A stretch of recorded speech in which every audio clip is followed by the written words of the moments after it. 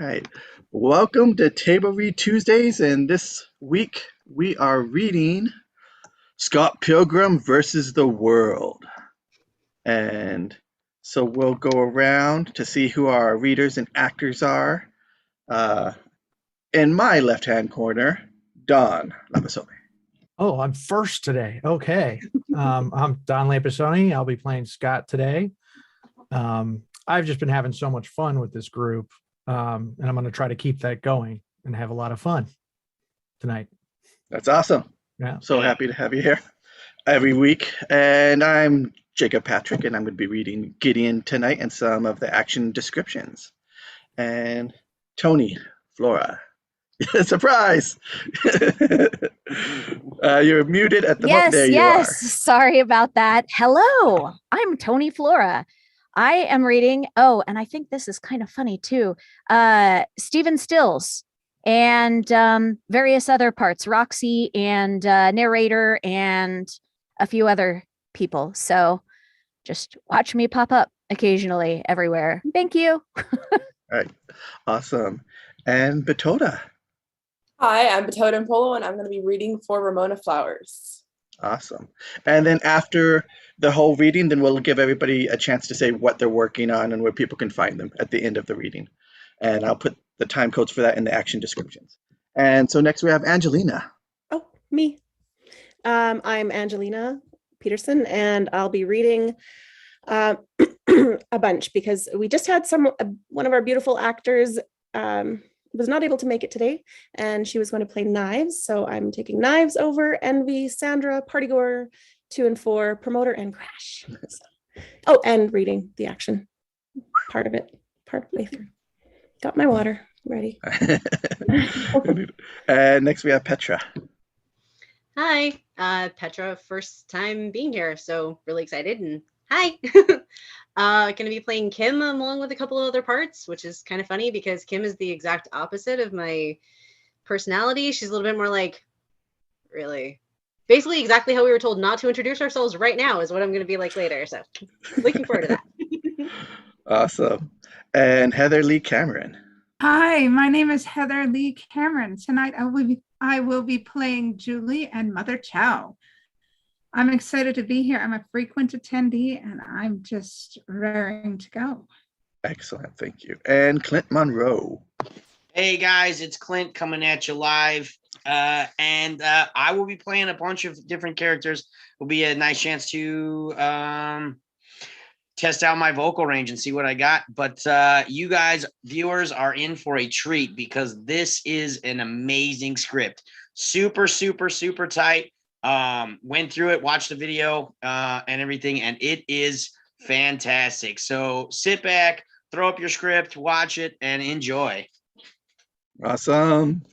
Thank you. And with that, I will share the script with everyone. Here it comes. There we are. And then we shall begin. Scott Pilgrim versus the World, written by Edgar Wright and Michael Bacall. Based on the graphic novel by Bryan Lee O'Malley. All right, May 13th, 2010. Exterior, Toronto residential street day. Snowy suburbs of Toronto. From a nondescript house, we hear. Scott Pilgrim is dating a high schooler. Interior, Stephen Stills' kitchen day. 4 20-somethings lounge around a small kitchen table. Stephen Stills, 25, shaggy hair, Canadian cowboy chic. Really? Is she hot? Kim Pine, 22, cute, bitter, sweatshirt with a zipper.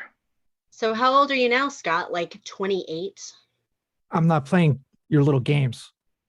You've been out of high school for like 13 years and... I'm 22. 22. And you're dating a high school girl? Not bad. Not bad.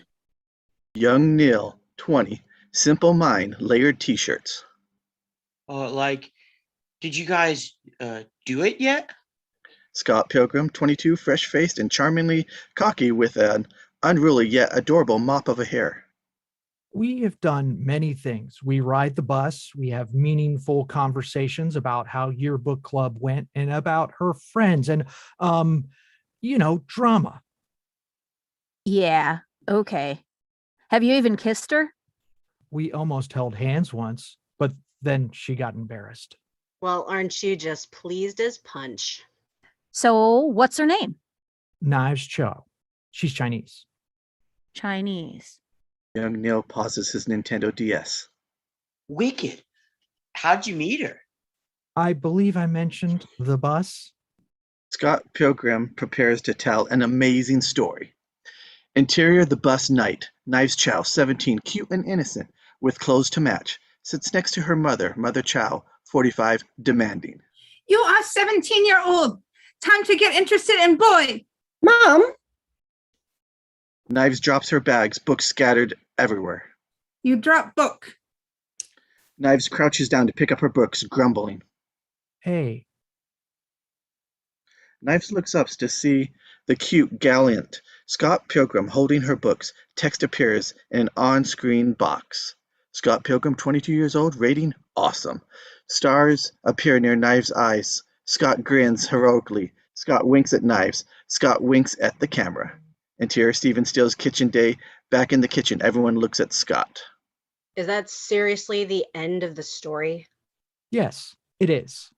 Young Neil unpauses his Nintendo DS. So, when do we get to meet her? Please, God, let it be soon. Dingy dong! The doorbell rings. Scott smiles broadly. That's for me. Interior exterior, Stephen Steele's house day. The eager Knives stands outside. Scott opens the door a crack. You promise to be good? of course I'll be good. No, really, please be good. Am I normally not? Stephen Stills comes to the door and peers through. Oh, hey, Knives, this is Stephen Stills. He's the talent. Hey, Stills shuts the door on a confused Knives. is she gonna geek out on us? She'll just sit in the corner, man. I mean, I want her to geek out on us. She'll geek. She geeks. She has the capacity to geek. Stephen Stills quickly opens the door and waves Knives in. You're good. Interior Stephen Stills' house day. Knives enters, looking around the rehearsal pad with awe. Bare bulb, ratty rug, drums, guitar, bass, lame brand, amps. Wow. Knives, that's Kim. Let me get your coat. Scott throws Knives' coat on the floor. Knives waves. Hi. Sorry, what was your name? Kim. You play the drums? Yes. Reveal Kim sitting behind the drum set, sticks in her hands. Yeah. That is so awesome. Knives, that's young Neil. Hi. What do you play? Well, Zelda, Tetris, that's kind of a big question. Knives stares blankly at young Neil, who finally gets it. Oh, I'm not in the band. I just live here. Sex Bomb has geared up, amps hum to life. Let's start with Lunch Pack, McQuack.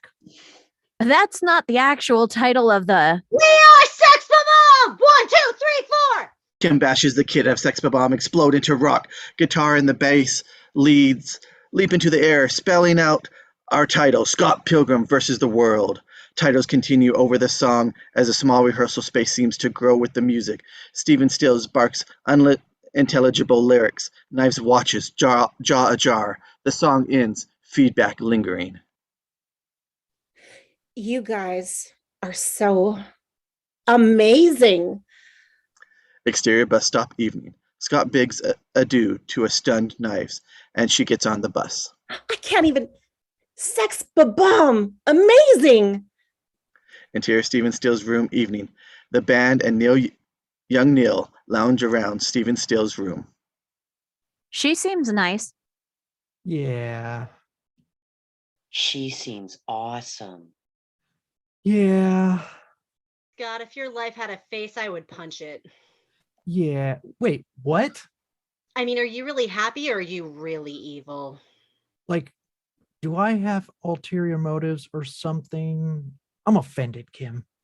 Wounded, even? Hurt, Kim. You hurt? Scott takes a breath, turns to young Neil. Neil, you were saying she seems awesome? Yeah, she seems awesome. Yeah. Interior Wallace's apartment evening. Scott hangs his coat up in a tiny room apartment. He turns to Wallace Wells, dark hair, arched eyebrow, disloyal. Wallace Wells, roommate, 24 years old. Fun fact, he is gay. Before you hear some dirty lies from someone else, yes, I'm dating a 17-year-old. Wallace looks up from the Now magazine he's reading. Is he cute? Ha ha ha ha ha. Does this mean we stopped sleeping together? Do you see another bed in here? Tiny boxes of text indicate the ownership of the items in the room flat. 95% belongs to Wallace, futon included. Yeah, you're totally my bitch forever. So the whole 17-year-old thing, don't tell too many people. Hey, you know me. I mean, don't tell my sister. You know me. Wallace tosses the Now magazine aside, starts texting. Who are you texting? Ringy ring. The phone goes. Scott picks up. 17 years old? Scandal? Oh, that's not me. I know, I'm all, I see. 17 years old? Scandal. Intercut with Stacey Pilgrim, cute. Peppy barista, gabbing on her cell phone in the second cup. A sign behind her reads, "If you are using your cell phone, you will not be served." Stacey Pilgrim, younger sister, 19, rating T for teen. That's not true. Who told you? Wallace, duh. That gossipy bitch. You know me. Scott turns to see Wallace on a second cordless. Wallace. Wallace clicks off. Scott sinks into an armchair. Who is this mysterious child you date? Her name is Knives. Knives Chau. A 17-year-old Chinese schoolgirl? You're ridiculous.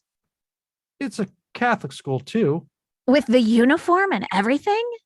Yeah, the whole deal. Oh my God, you haven't. No. We haven't even held hands. I think she hugged me once. Scott, why are you doing this? I don't know. It's just nice. It's just simple. It's been over a year since you got dumped by she who will not be named. Scott glances down at the partially obscured Now magazine, looking into the hot girl's eyes on the back cover album ad. So are you legitimately moving on, or is this just you being insane? Scott looks at a strip of photo booth pictures. He smiles next to a hot redhead in happier times. Can I get back to you on that? A school bell clangs loudly. Catholic school day. Wallace and Scott stand outside a Catholic high school. Uniformed boys and girls pour out. And Wallace says, I don't want to be here at all. This school has boys, too. I hate you. I wouldn't even think twice about dating a 17-year-old. Well, she's only allowed out when the sun is up, so I wouldn't call it dating. More like Playtime? That doesn't sound so good either. Scott, hey. Knives skips to Scott. Her friend Tamara lingers behind. Hey, Knives, this is my cool gay roommate, Wallace Wells. He's gay. Oh, hi. Do you want to know who in my class is gay? Yes. Does he wear glasses? Wallace, you go now. Big on. Wallace pulls Knives close, whispers. You're too good for him. Run. Interior, the arcade, day. Scott and Knives play Ninja Revolution. Think a martial arts version of Dance Dance Revolution. They punch and kick in unison, side by side. Did you know the original name of Pac-Man was Puck-Man? You would think it's because Pac-Man looks like a yellow hockey puck, but actually it comes from the Japanese phrase paku paku, which means to flap one's mouth open and close. They changed it over here because Puck-Man is too easy to vandalize. Scratch out the P and turn it into an F or whatever. Knives flips over Scott's back in a combo move. Oh my God, like, wow. Yeah, wow. The game ends. Continue appears, counting down. 10, 9, 8. Scott looks at knives. She digs for quarters. Oh, I got it. Exterior pizza day. Scott and Knives leave a pizza joint, slice in hand. Tamara is into this Korean guy, Bobby, but everyone thinks Bobby has a crush on Mina. I thought Derek and Tamara had a mutual like each other thing going. What happened? Interior the Goodwill day. Scott and Knives shop for t-shirts. Hangers click in time. I don't listen to much music. I know a lot of kids who play piano or whatever, but you guys rock. I knew I personally rocked, but I never suspected that we rocked as a unit. Thank you, Knives. Interior Sonic Boom record store day. Scott and Knives flip through the records in perfect sync. I mean, you guys are going to be huge.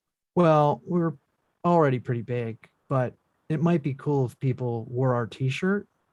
Knives speaks to a female clerk, Shirley with tats and specs. Julie, 22, Steele's girlfriend, rating, what is her problem? Excuse me, do you have anything by The Clash at Demon Head? Have you tried the section marked The Clash Demon Head? Thank you, Julie. Are you coming to my party Friday, or will you be busy babysitting? Thank you, Julie. You don't want to listen to her, and you definitely don't want to listen to them. Scott puts the Clash at Demon Head CD back in the rack. Oh, I heart them so much. I hearted them too until they signed to a major label, and the singer turned into a total bitch and ruined my life. But that's just me. Envy Adams is so cool. Do you read her blog? Sorry, you were saying about me? Exterior snowy Toronto street day. Scott and Knives amble down a snow-covered sidewalk. I mean, I've never gone out with someone so talented. You go out with a lot of guys? No, Yeah, so whatever, man. I've never even kissed a guy. Knives blushes and looks at the ground. Scott hugs her. Me neither. Exterior Wallace's apartment day. Scott and Knives walk up to the front of Wallace's apartment. So is this your secret lair? Can I come in? My secret lair is one of those no girls allowed deals. Oh, okay. But do you want to see the house where I grew up? Sure. They literally walk across the street to a small house. Here you go. Wow. Yeah. Wow. Wind blows, the light snowfalls turns to sand. Exterior, the dream desert, hottest day. Scott wanders alone through a barren land. He falls to his knees next to a lonely cactus. Oh God. So alone. A mysterious girl on rollerblades across the shifting sands. She wears fishnets, an army jacket, skirt, and goggles. Her pink hair is funky but cool. She is hotter than the desert sun. We know the mysterious girl is Envy, so who's playing Envy might want to Mysterious unmute. girl is Ramona, actually. Oh, that's actually what I meant, but you are totally right, and I'm totally wrong. So Ramona, mysterious girl, please. You're not alone. You're just having some idiotic dream. Does that mean we can make out? But she's gone. Interior Wallace's apartment. Scott wakes up, sitting up in the futon. Oh God. Wallace wakes up to the left of Scott, rubbing his eyes. What is it, Scott? I had this totally weird dream. Oh God. What is it, Scott? A scruffy, goateed guy wakes up right between Scott and Wallace. Other Scott, 22, Wallace's boyfriend? Fun fact, guy curious. Can we skip the dream time? Color me not interested. But there was this girl. Girl? Was this an Envy related dream? Don't even use the E word in this house. No, it wasn't her. It was somebody new. Yay for that. Other Scott goes back to sleep. Wallace rubs his eyes. Speaking of new, weren't you supposed to take me to that fake high school girlfriend to the library like a half hour ago? What? It's like 6 a.m. Scott opens the bathroom door. Sunlight ignites the room. Ah! Interior library day. What's wrong? Scott is noticeably taller than all the teens in the library. He carries a stack of books of knives. Libraries remind me of grade school. That must seem like a really long time ago. Let's talk about something else. The hiss of the ball bearings catches Scott's attention. He freezes as he sees the rollerblading girl from his dream skating towards the desk in a sexualist slow motion. Do you know that girl? The rollerblading girl delivers a package from Amazon CA to the librarian. Scott's gaze follows the girl as she blades out of the library. Pensive guitar underscores his thoughts. Scott? Scott continues to stare at the girl. Time slows to a crawl. Scott! Interior, Stephen Still's house, evening. Scott stands in the rehearsal room, head still in the clouds. You only played one note for that entire song. It was, my hand slipped. Is your girlfriend distracting you? My girlfriend? A meek knife sits next to a young Neil on the couch. I'll be quieter. Let's do that once again. Sorry, what are we doing? Exterior Toronto residential street night. I told you like 50 times. Scott, Kim Pine, Stephen Stills, and young Neil walk down an icy Toronto street. Scott's head is still in the clouds. We're going to a party, moron. Party? At Julie's. Oh, I thought you guys split. We did, but you know, there may be some label guys there, so. Oh man, this is gonna suck. Well, at least it'll give us something to complain about. Oh man. Interior Julie's house night. A bored Scott stands next to young Neil in a very crowded house party. Both have red plastic cups in hand. This sucks. Sucks. I'm gonna go pee due to boredom. Scott exits the frame. I have to pee. Neil sips his drink. Scott passes Comeau, a bispectacle hipster geek. Comeau, 25, fun fact, knows everyone, including you. Hey, Comeau. Hey, Scott, some party. You getting your drink on? This is Coke Zero. I don't drink. You don't drink? I remember you getting ridiculously drunk off of 2 G&Ts at one time, and Comeau, you know everyone, right? pretty much. Do you know this one girl with hair like this? Scott sketches an incomprehensible drawing of Ramona. Yeah, man, Ramona Flowers. Somebody said she might be coming tonight. What? Well, you got the hots for her? I heard she's hardcore, man. Scott has hardly left a Scott-shaped dust cloud already. Interior Julie's house moments later. Scott scans the party. His eyes go wide. He crushes his plastic cup. There she is, playing the wall. Ramona, aloof, enigmatic, hot. Scott slides up and stands next to her. Hey, sup? Nothing. Hey, you know Pac-Man? I know of him. Scott begins to babble. Well, you know, Pac-Man was originally Puck-Man, but not because Pac-Man looks like a hockey puck. And packa means flap in your mouth. And they changed it because if you scratch out the P, it turns into an F. You know, like. Yeah, it's amazing.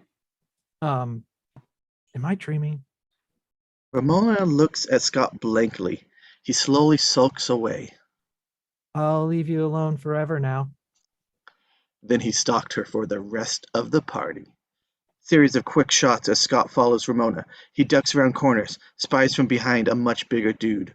Ramona leaves the party. Scott grabs a startled young Neil. Dude, What? she's totally real. Who? Ramona Flowers. Huh? Jump cut. Scott runs towards Comeau. Dude, what do you know about Ramona Flowers? All I know is she's American. American.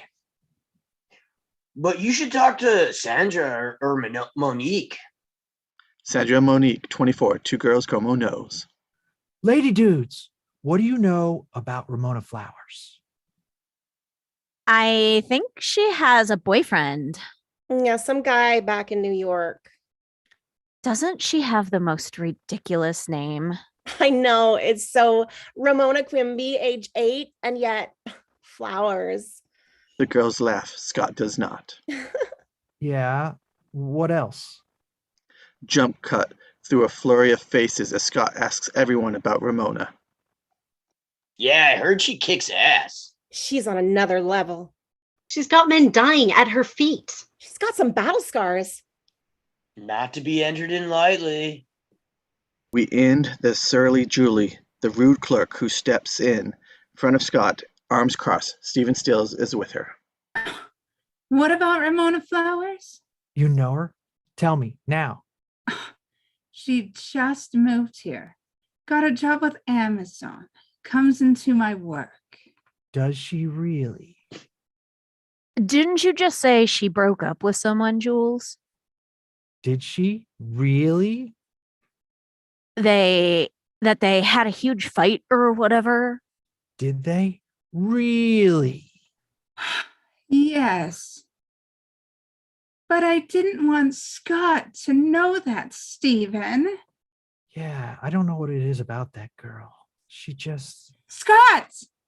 I forbid you from hitting on Ramona. Even if you haven't had a real girlfriend in over a year. Hey, whoa. Scott's mourning period is officially over. He's totally dating a high schooler. Dating a high schooler is the mourning period. She's got a point. I thought you guys broke up. I don't want you scaring off the coolest girl at my party, Scott. We all know you're a total lady killer wannabe jerky jerk. That's garbage. Completely untrue. That time with Lisa. Misunderstanding. That time with Holly. Not what it looked like. That time you dumped Kim for. Hey, me and Kim are all good now. Scott looks at Kim. We hear the sound of Arctic winds. Whatever. Ramona is out of your league. Let's leave it at that. And anyway, I'm not even sure she really did have a big breakup. She keeps mentioning some guy named Gideon. Yeah, I don't know what it is about that girl. She just... Forget it, Scott! Interior Wallace's apartment night. Scott lies on the futon, wide awake. Wallace storms in. And he's muted, so we can't hear him saying, Guess who's drunk? I guess Wallace. You guess right. back. Wallace flops on the futon, landing next to Scott. So that girl from my dream? Girl? Okay. I saw her at the library. Library? Can you pretend we're talking about a guy? So then I'm at this party and hey, there she is. There he is. I think she's... You think he's... I think she's the girl of my dreams.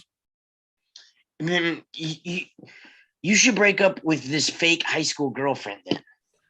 I've never been so sure about something. Then you should break up with the fake high school girlfriend. What's that? Break up fake high school girlfriend. I'm not getting it, friend. Wallace drifts off. Ringy ring, Scott answers, intercut with Stacey sitting on a bus on her cell phone.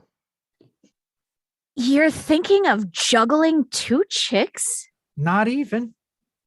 Well, you should break up with your fake high school girlfriend. Wait, who told you? Duh. Wallace. He's not even conscious.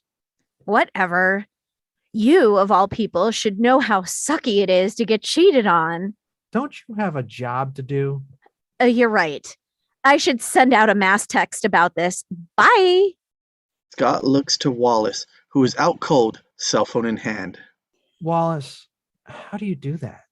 Hard cut to morning light filling the room. Wallace! Wallace sits bolt upright. Scott sits at Wallace's computer. Amazon.ca. What's the website for that? Amazon.ca. Awesome. I have to order something really cool. You've got mail. Dude, this thing claims I have mail. It's amazing what you can do with computers these days. Dude, now I'm reading it. I'm so happy for you. Dear Mr. Pilgrim, it has come to my attention that we will be fighting soon. My name is Matthew Patel, and I'm blah, blah, blah, blah. Fair warning, blah, blah, blah. This is What? This is boring. Delete. Click. Scott walks to the front door. Moments pass. Scott, are you waiting for the package you just ordered? Maybe. It's the weekend. It won't even ship until Monday at the earliest. Ding-a-dong. Scott jumps to his feet. You were saying? Scott opens the door. It's Knives Chau. Hey. Cat hug. Oh. Knives smothers Scott. A tack hug. That's cute. He plasters on one of his best fake smile. Remember you were supposed to meet me at the bus stop a half an hour ago? How could I possibly forget? Interior Sonic Boom Day. Scott and Knives flip through the record bins out of sync. Yearbook club is getting so boring. I cannot believe the music they put on while we work. That's sucky. Interior The Goodwill Day. Knives buys a hip and trendy jacket. Scott sits on the couch next to a do not sit sign, still distracted. Hannah broke up with Alan and now she's all into Derek. Uh-huh. Exterior Pizza Day. Scott and Knives walk out of the pizza joint. Knives chows down on a slice. Scott doesn't eat. His thoughts elsewhere. But Tamara claims she has dibs on Derek. I tell ya. Interior The Arcade Day. Scott and Knives play Ninja Revolution side by side. Scott plays heartedly, his timing off. Combo! Knives goes to flip over Scott, but he messes up. The mirror image of Scott's video game avatar appears on screen. Uh-oh. Nega Ninja. Nega Ninja squares up against Scott's avatar. I can never get past that guy. Scott has his little video game head cut off. The continue countdown comes up. 9, 10, 9, 8. Do you want to keep going? Scott takes a long look at Knives. I think. Scott takes a deep breath. This is never easy. 3, 2, 1. Interior Stephen Still's house, evening. Game on, everybody. Game on. An excited Stills addresses Sex Bomb. Scott turns his base, alone by the window, staring out. I got us a show. Oh my gosh, when? Knives bursts into frame. Scott winces. Wednesday, the Rocket. And even better, it's the TIBB. The Toronto International Battle of the Bands? That's right. The guy at work was like, Steve, do you know anyone in a band? And I was like, I'm in a band. And he was like, you're in a band? And I was like, yeah, I'm totally in a band. Great story, man. Is there a prize or something? Only a record deal with G-Man Graves, What? Who? You don't know? indie producer of the millennium. Oh. Whoa. Stills gestures to Knives, homemade Sex Bomb t-shirt. If we win, it won't be just Knives wearing a Sex Bomb t-shirt. It'll be the cool kids too. Knives can barely contain herself. She grabs Scott. I will do everything I can to get out of study group and come. Sure, great. We follow Scott as he walks in a daze to the bathroom. Oh my gosh. Who are you battling? Crash and the boys. That one band with Crash and the boys? Yep, that's the one. I hate them. Oh my gosh. I hate them too. Yeah, they suck. Interior Stephen Steele's house bathroom evening. Scott pees in a state of dreamy reverie. The pee bar above his head slowly reduces. He stares at himself in the mirror. Scott exits the bathroom, entering Interior Dream High School. A long and empty high school hallway, Scott's footsteps echoes as he moves towards the classroom door with a star on it. Ramona Flowers bursts through the door, skating past Scott and down the hall, package from Amazon clutched in her hand. Scott runs after her, around a corner, down a row of lockers leading to the outside of Wallace's apartment. Interior Wallace's apartment, morning. Scott leaps out of the futon and runs towards the front of the door, throwing it open, startling Ramona Flowers just as she presses the doorbell. Dingy-dong. Hi, I was thinking about asking you out, but then I realized how stupid that would be. So, do you want to go out sometime? No, that's okay. You just have to sign for this, right? I just woke up and you were in my dream. I dreamt you were delivering me this package. Is that weird? It's not weird at all. It's not? No, it's just like you've got this really convenient subspace highway running through your head that I like to use. It's like 3 miles in 15 seconds. Right. Oh yeah, I forgot you guys don't have that in Canada. You don't remember me, do you? I met you at the party the other day. Were you Pac-Man guy? No, not even. That was some total ass. I was the other guy. You're Ramona Flowers, right? That's me. So you're like American? Why? Am I coming off as rude? Not at all. No. Scott stands in awe of Ramona. She gives him a pen. You know, you need to sign for this, whatever this is. It's something really cool. You'd be impressed. You still have to sign. But if I sign for it, you'll leave. Yeah, that's how it works. Okay, well, can we maybe just hang out sometime, get to know each other? You're the new kid on the block, right? I've lived here forever. I mean, there are reasons for you to hang out with me. You're all over the place. You are like my dream girl. I need to find a new route. Either that or you need to start hanging out with me. You want me to hang out with you? If that's cool. If I say yes, will you sign for your damn package? Scott finally signs on the dotted line and throws the package straight in the trash. Done. So yeah, 8:00. Exterior park night. Scott finds Ramona waiting at the top of the stairs in the park. The Toronto skyline gleams in the night behind them. Why are you just standing there? Dude, I'm totally waiting on you. Sorry, I just assumed you were too cool to be on time. Well, you assumed wrong. So what do you want to do? We could get a slice at Pizza or flip through some records at Sonic Boom. Oh, or there's this awesome game called Ninja Revolution at the... I'm not interested in simulated violence. I'm cool with whatever you want to do. This is good. Scott and Ramona trudge through the snow in the empty park. This is good. So how'd you end up in Toronto? Just needed an escape, I guess. Oh, yeah? I got a job here, and Gideon had always said Toronto was one of the great cities, so... Is Gideon, is he your boyfriend? He's a friend. Was he your boyfriend? Do you mind if we don't get into that right now? It's so not interesting to me. They sit on some swings in the park. So what about you? What do you do? Between jobs. Between what and what?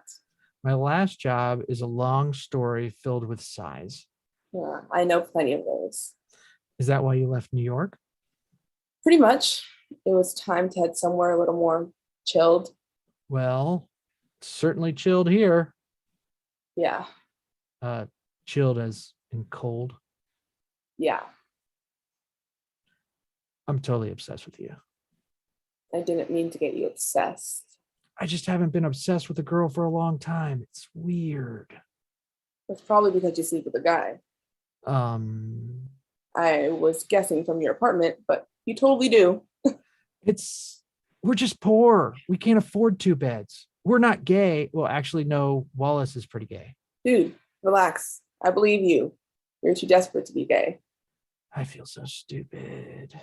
Oh, you're probably not that stupid. Laughing, Ramona hops off her swing. I'm Mostly stupid. Well, you're definitely stupid if you want to go out with me. Exactly. Yeah. The snowfall gets heavier. This is ridiculous. Isn't it like April? Yeah, I can barely see you. This whole thing is an unmitigated disaster. I think act of God is a pretty decent excuse for a lousy date. So this is a date, huh? Did I say date? Slip of the tongue. Tongue? The snow gets heavier still. Ramona walks away. Anyway, night's not over yet. I think there's a thingy up there somewhere. A thingy? A door. A door? I can't see you. I'm blind. Help me. A door with a star opens. It appears out of the whiteness. Ramona opens the door. Scott and Ramona fall into blackness. Interior Ramona's apartment, night. Scott shivers at the kitchen table of Ramona's cozy, girl-friendly apartment. He watches as she slips off her coat. What kind of tea do you want? There's more than one kind? We have blueberry, raspberry, ginseng, sleepy thyme, green tea with lemon and honey, liver disaster, ginger with honey, ginger without honey, vanilla almond, white truffle, blueberry, calamine, vanilla walnut, constant comment, and Earl Grey. Did you make some of those up? I think I'll have sleepy time. That sounds good to me. Let me get you a blanket. That would actually be awesome. Ramona exits. After a moment alone, Scott ventures upstairs. He wanders toward a half-open door. Pushing it open, he finds Ramona in her bedroom, in her bra and skirt. Dude, I'm changing. Scott covers his eyes, and our screen goes black. Sorry. I'm just cold. Here, does this help? That's very warm. What is that? Scott opens his eyes to see Ramona hugging him. Okay. They look into each other's eyes. Camera circles Scott and Ramona as they begin an awesome makeout session. Scott imagines himself soundtracking the kiss with a slinky bass line. Ramona breaks off smiling. Scott is in heaven. Were you just going to bring the blanket from your bed? I guess. Maybe we should both get under it since we're so cold. Oh, what about our tea?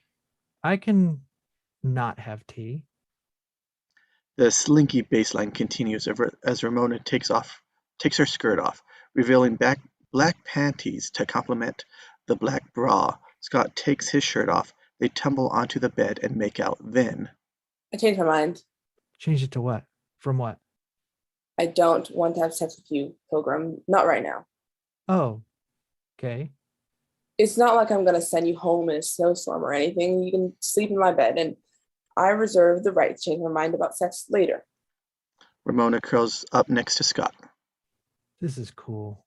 Just this. It's been like a really long time, and this is, I think I needed this, whatever this is. So thanks. You're welcome. They exchange a smile, and then without a warning, we jump cut to interior Ramona's room morning. Daylight. Scott awakens. Ramona is gone. An arrow points to the empty spot on the bed next to him. Ramona. Another arrow points out that she is in the shower. Ramona steps out of the bathroom in a towel. Scott relaxes. I have to work. Work? You have to leave. Exterior Ramona's apartment morning. Ramona skates toward the front gate. Scott is walking next to her, waist deep in snow, covered rows and sideways. Hey, can this not be a one-night stand? For one thing, I didn't even get any.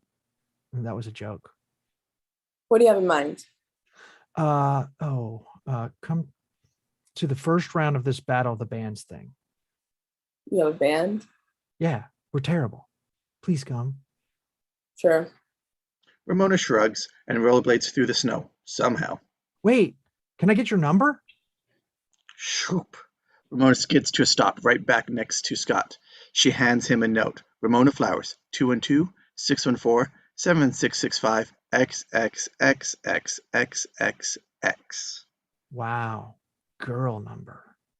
Scott looks back up. Ramona is already skating far, far away. See you at the show, Scott Pilgrim. Oh, hey, it's tonight at the... Interior Rocket Night.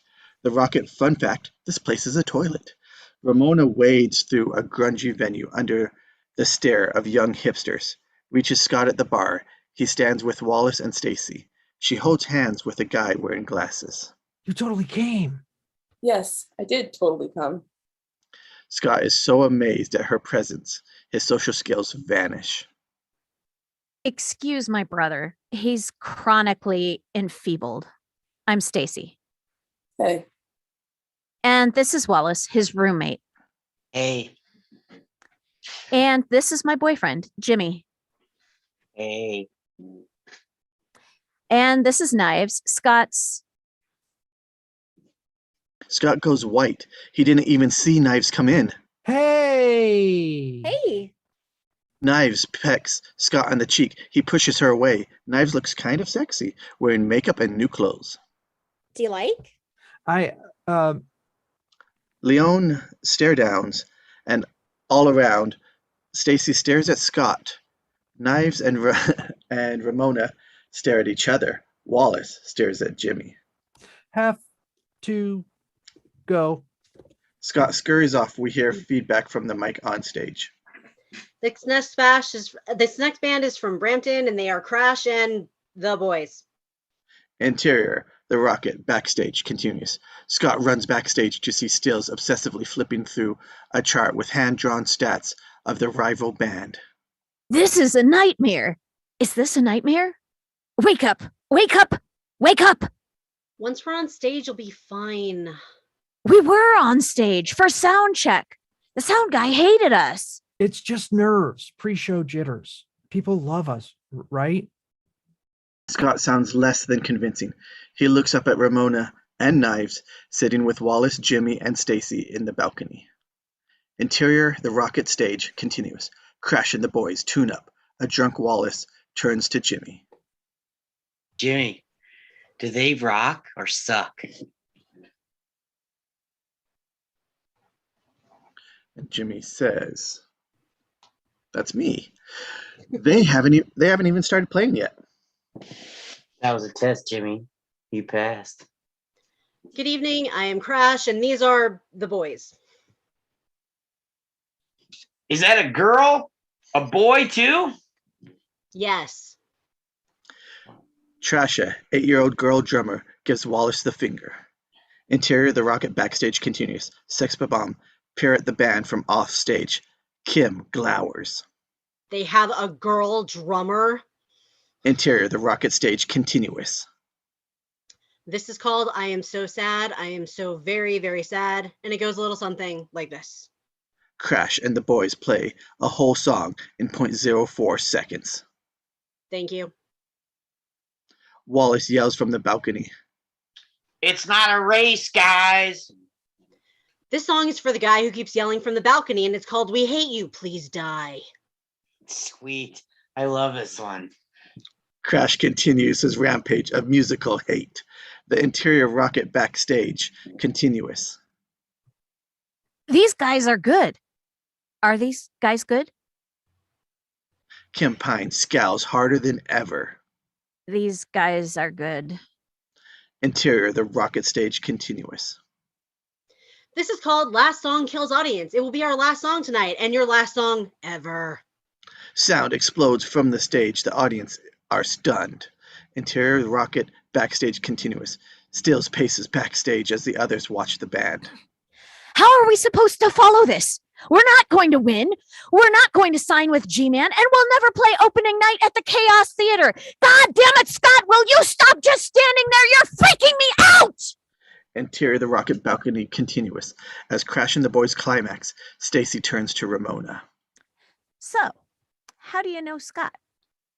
He's a friend. Hard for me to keep track of sometimes. He has so many friends. Ramona arches an eyebrow. Stacey turns to Knives and Tamara. So, Knives, how did you meet Scott? Interior, the rocket backstage continues. Scott looks up into the balcony, sees Stacey talking to Knives.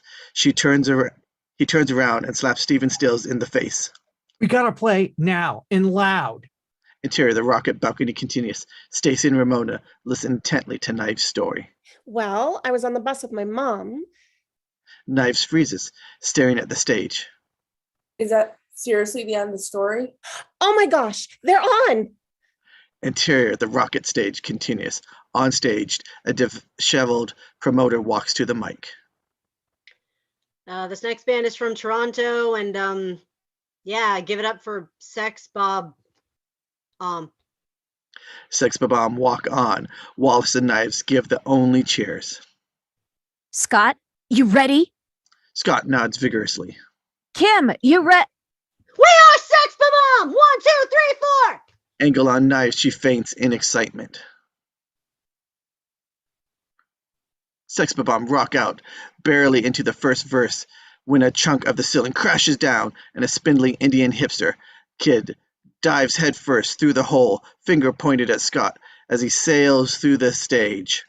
Matthew Patel lands on stage and glares at Scott through a lopsided fringe. He wears an evil grin and a jacket that borders on flamboyant. He drags a cigarette, blackened out. Mr. Pilgrim, it is I, Matthew Patel. Consider our fight begun. What did I do? Matthew Patel leaps in the air and sails towards Scott. What did I do? Fight! Scott throws his base to young Neil and blocks Patel with his left arm, then punches him across the floor with his right. Patel lands like a cat, flips his fringe and glares at Scott. All right. All right. Watch out. It's that one guy. Thank you, Wallace. Patel runs at Scott. Scott spin kicks Patel in the chin and sends him flying into the air. They land in the pit, knocking hipsters down and scoring off in the resulting circle. You're quite the opponent, Pilgrim. Who the hell are you, anyway? The lightning guy spotlights the fighters. Lighting guy. Oh, my name is Matthew Patel. I am Ramona's first ex-evil boyfriend. You're what? Ramona's first ex-evil boyfriend. All eyes whip up to Ramona. Anyone need another drink? Patel attacks Scott with a spin kicks. Scott blocks. Patel punches. Scott blocks, then holds his hand up for a timeout. We're fighting because of Ramona? Didn't you get my email explaining the situation? I skimmed it. You'll pay for your insolence. Patel attacks, landing kicks and punches. Scott evades and counterattacks. Patel evades, then lands more punches. Scott jumps, spins away from danger, then pause, breathing heavy. What's up with that outfit? Yeah, is he a pirate? Scott looks at Patel's outfit. Are you a pirate? Pirates are in this year. Patel attacks again. They exchange furious blows until Patel puts Scott in a chokehold. Scott looks up to Ramona. You really went out with this guy? Yeah, in the 7th grade. The lighting guy swings the spotlight to Ramona in the balcony. We see a sketchy childlike animated flashback. It was football season, and for some reason, all the little jocks wanted me. Matthew was the only non-white, non-jock boy in the school, probably in the entire state. So we joined forces and took them all out. We were one hell of a team. Nothing could beat Matthew's mystical powers. Nothing but preteen, capricious. We only kissed once. After a week and a half, I told him to hit the showers. The spotlight swings back to Scott and Patel. Dude, wait. Mystical powers? Patel levitates into the air and points at Ramona. You'll pay for this, flowers. Patel snaps his fingers and launches into a Bollywood song. If you want to fight me, you're not the brightest. You don't know where to hit you in the slightest. Patel levitates into the air. 4 hot girls in skirts with fangs and bat wings appear in the air around him. Me and my fireballs and my demon hipster chicks. I'm talking the talk because I ain't no slick, or because I am sick.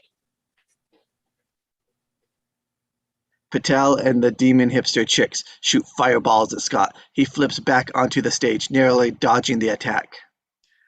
Fireball girls, take this sucker down. The demon hipster chicks unleash more fireballs. Scott dodges. The house drum kit is thrashed behind him. Let's show them what we're all about. Scott hits the ground, dodging a third wave of fireballs. They explode, crashing the boys in the wings. That doesn't even rhyme. Scott rolls across the stage, grabs one of Kim's cymbals, and throws it Captain America style. It hits Patel square in the eyes. Poof! The diamond hipster chicks vanish. That's impossible. How could this be? Scott leaps into the air. Patel opens his eyes just in time to see Scott Pilgrim's fist racing toward his face. Open your eyes. Maybe you'll see. KO. Scott punches Patel. He explodes into coins. They clatter onto the stage floor. Scott lands and picks them up. Sweet. Coins. Interior rocket balcony continuous. Ramona makes her way out fast, passes Stacey. Well, it was great meeting you. Tell your gay friends I said bye. Gay friends? Stacey turns to see Wallace and Jimmy making out. Wallace? Not again. Ramona passes Knives, who is being resurrected by Tamara. Interior, the rocket stage continuous. Scott picks up coins on stage and counts them. Oh man, 240? It's not even enough for the bus home. I'll lend you the 30 cents. Ramona yanks Scott away. The promoter ambles back on stage. Yeah, so Sex Bomb wins. Interior, the rocket balcony continues. Knives is now awake, clapping wildly from the balcony. Her eyes scan the venue for Scott, but he's long gone. Interior, the bus night. So, A bemused Scott and mortified Ramona sit on the bus home. what was all that all about? I guess. Ramona takes a breath, looks deep into Scott's eyes. If we're going to date, you may have to defeat my 7 evil exes. You have 7 evil ex-boyfriends? 7 exes, yes. So I have to defeat your 7 evil exes if we're going to continue to date. Pretty much. So what you're saying is we're dating.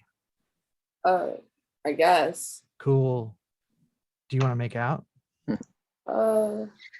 Scott kisses Ramona. The studio audience ahs.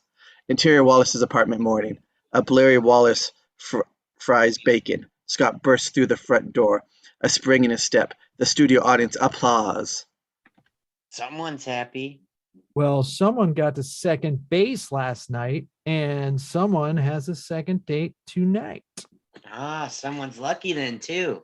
You know, when I say someone, I mean me, right? I got to second base last night, maybe first and a half. Wallace shoots a look of idiotically upbeat Scott. Oh, hey, I'm inviting Ramona over for dinner, so you can't be here tonight. I don't want you gaying up the place. Okay, Scott, but in return, I have to issue an ultimatum.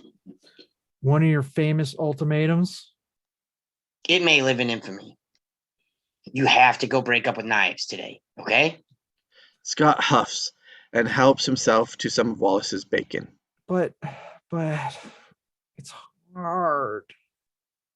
If you don't do it, I'm going to tell Ramona about Knives. I swear to God, Scott. But you're...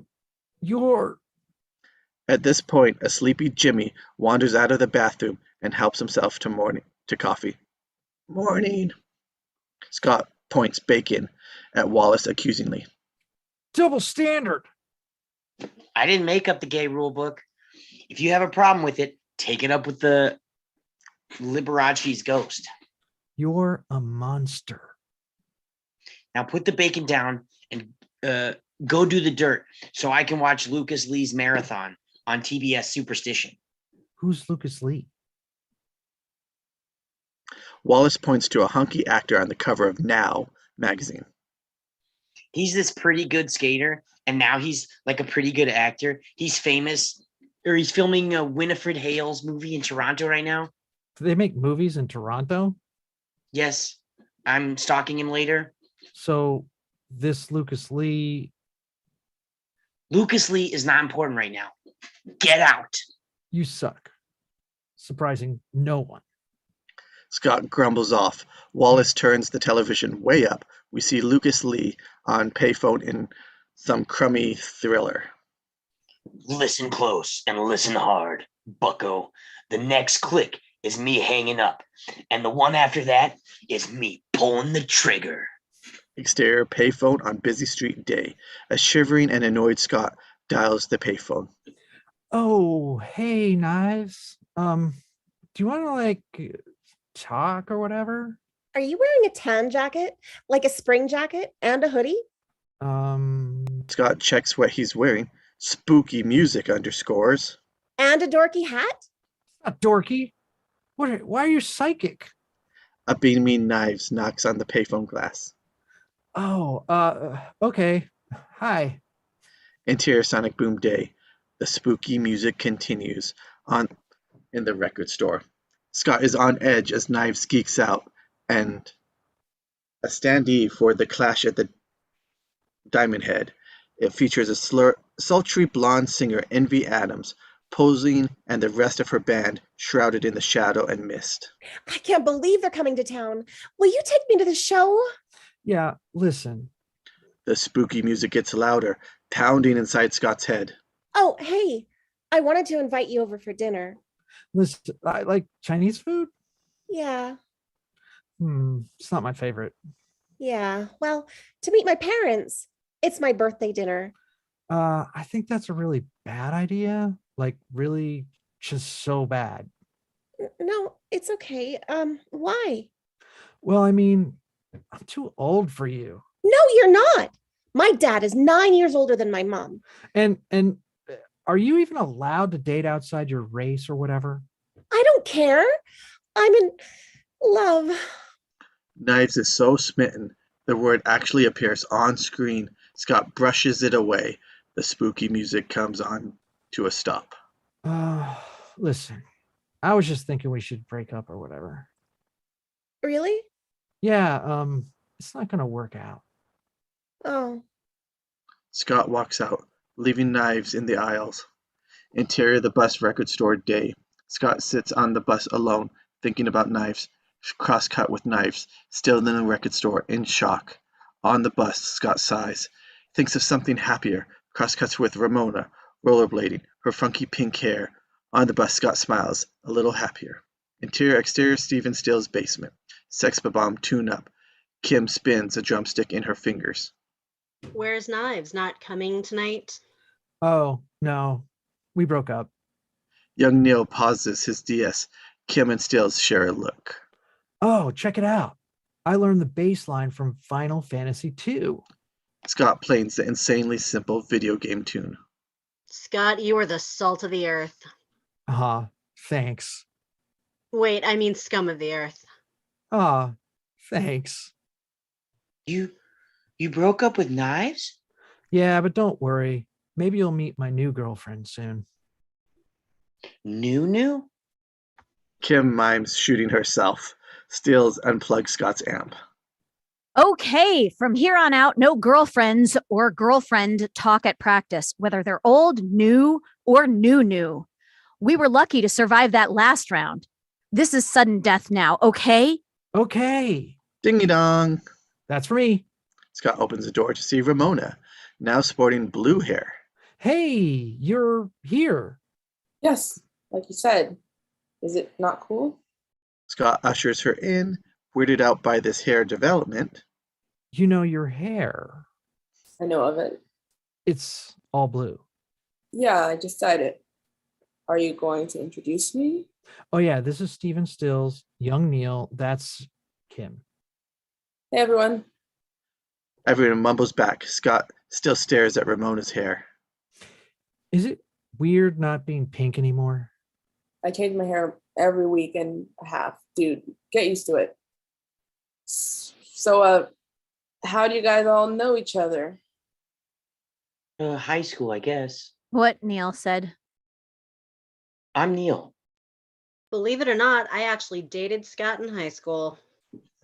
Got any embarrassing stories? Yeah, he's an idiot. Scott fakes laughs, starts ushering Ramona out again. Okay, cool. See you guys tomorrow. What about rehearsal? Neil knows my parts. I'm Neil. Interior Wallace's apartment night. Ramona lounges, reading a magazine. A tense Scott hurries around the kitchen area preparing food as Wallace looks on. Are you doing okay there? Yeah, good.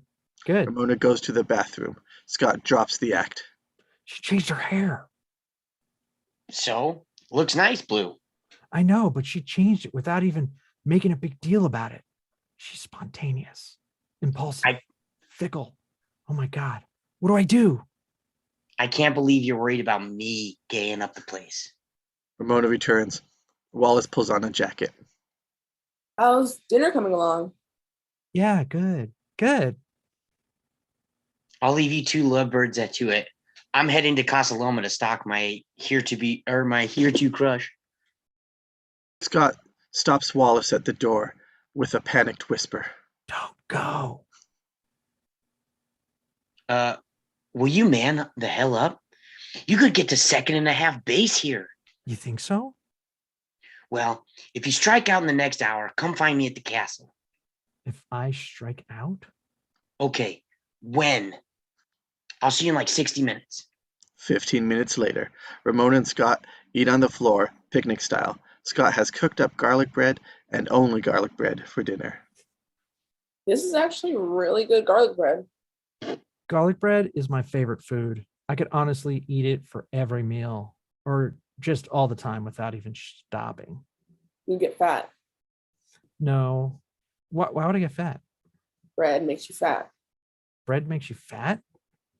15 minutes later, a nervy Scott serenades Ramona on his bass guitar. So I wrote a song about you. Oh, yeah? Yeah, it goes like this. Ramona, Ramona, Ramona, Ramona, Ramona, Ramona, ooh. I can't wait to hear it when it's finished. 15 minutes later, Scott makes out with Ramona on the futon. Scott smiles as she runs her hands through his hair. Your hair is pretty shaggy. Oh God, I need a haircut, don't I? Scott sits up like a shot. Ramona is taken aback. What? No, sorry. It's just that I got a bad haircut right before me and my big ex broke up, but it's so long ago I can barely remember it. A deep voice narrator chimes in. Earl Jones deep.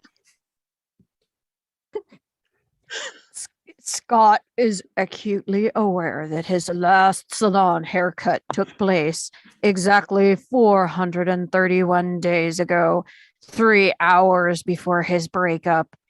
He blames this largely on the haircut, and he has been cutting his own hair ever since. Sounds like a bad time. Not really. It was. It was a mutual thing. It wasn't. I mean, she told me it was mutual. She dumped him. It was brutal. What was her name? She was Nat when I knew her, but she stopped liking that name. Then she stopped liking me. Your hair's cute. I like it long. But it'd be cuter short, wouldn't it? Scott disappears and just as quickly reappears, now wearing his dorky snow hat, hair tucked tightly beneath the flaps. What? Why are you wearing that? I thought we could go for a walk. Exterior endless stairway night. 15 minutes later, Scott and Ramona climb a stairway, long handrail between them. Tell me we didn't come out here just so you can cover your hair with that hat. No, I just love me some walking, putting one leg in front of the other. You seem a little heightened. Yeah, I don't know. When I'm with you, I feel like I'm on drugs. Not that I do drugs unless you do, in which case I do drugs all the time, every drug. But you make me feel, I don't know, things seem so a little brighter around you or something. Ramona and Scott finally reach the top of the stairs, and night turns to day as if crossing a magical line. What is this place? A totally awesome castle. They're shooting this movie up here. Ramona looks at the looming Casa Loma, a castle surrounded by big, bright movie set lights. Who's in it? Winfred Haley and some actor guy. Oh, who? I forget. Let's find out. Exterior Loma continuous. A crew readies the shot of Winifred Haley, held hostage by some goon. A stand-in takes the place of the leading man. Scott and Ramona approaches some spectators, including Wallace. Did you find the guy you're stalking? Think I'm about to right now. Mr. Lee is traveling. Mr. Lee. Lucas Lee. Oh. Oh? The Universal Studios fanfare announces Lucas Lee as his trailer, smoking cigarette, blackened out. He skates towards the set, doing kick flips. The spectators go, ooh. I want to have his adopted babies. Oh man, we gotta go. What? Why? I used to date that clown. Slut. Wallace, I am not a slut. I can think of no higher accolade. Lucas steps to his mark and puffs up his action hero mode. Action. Lucas Lee points his board at the goon. Oh my God.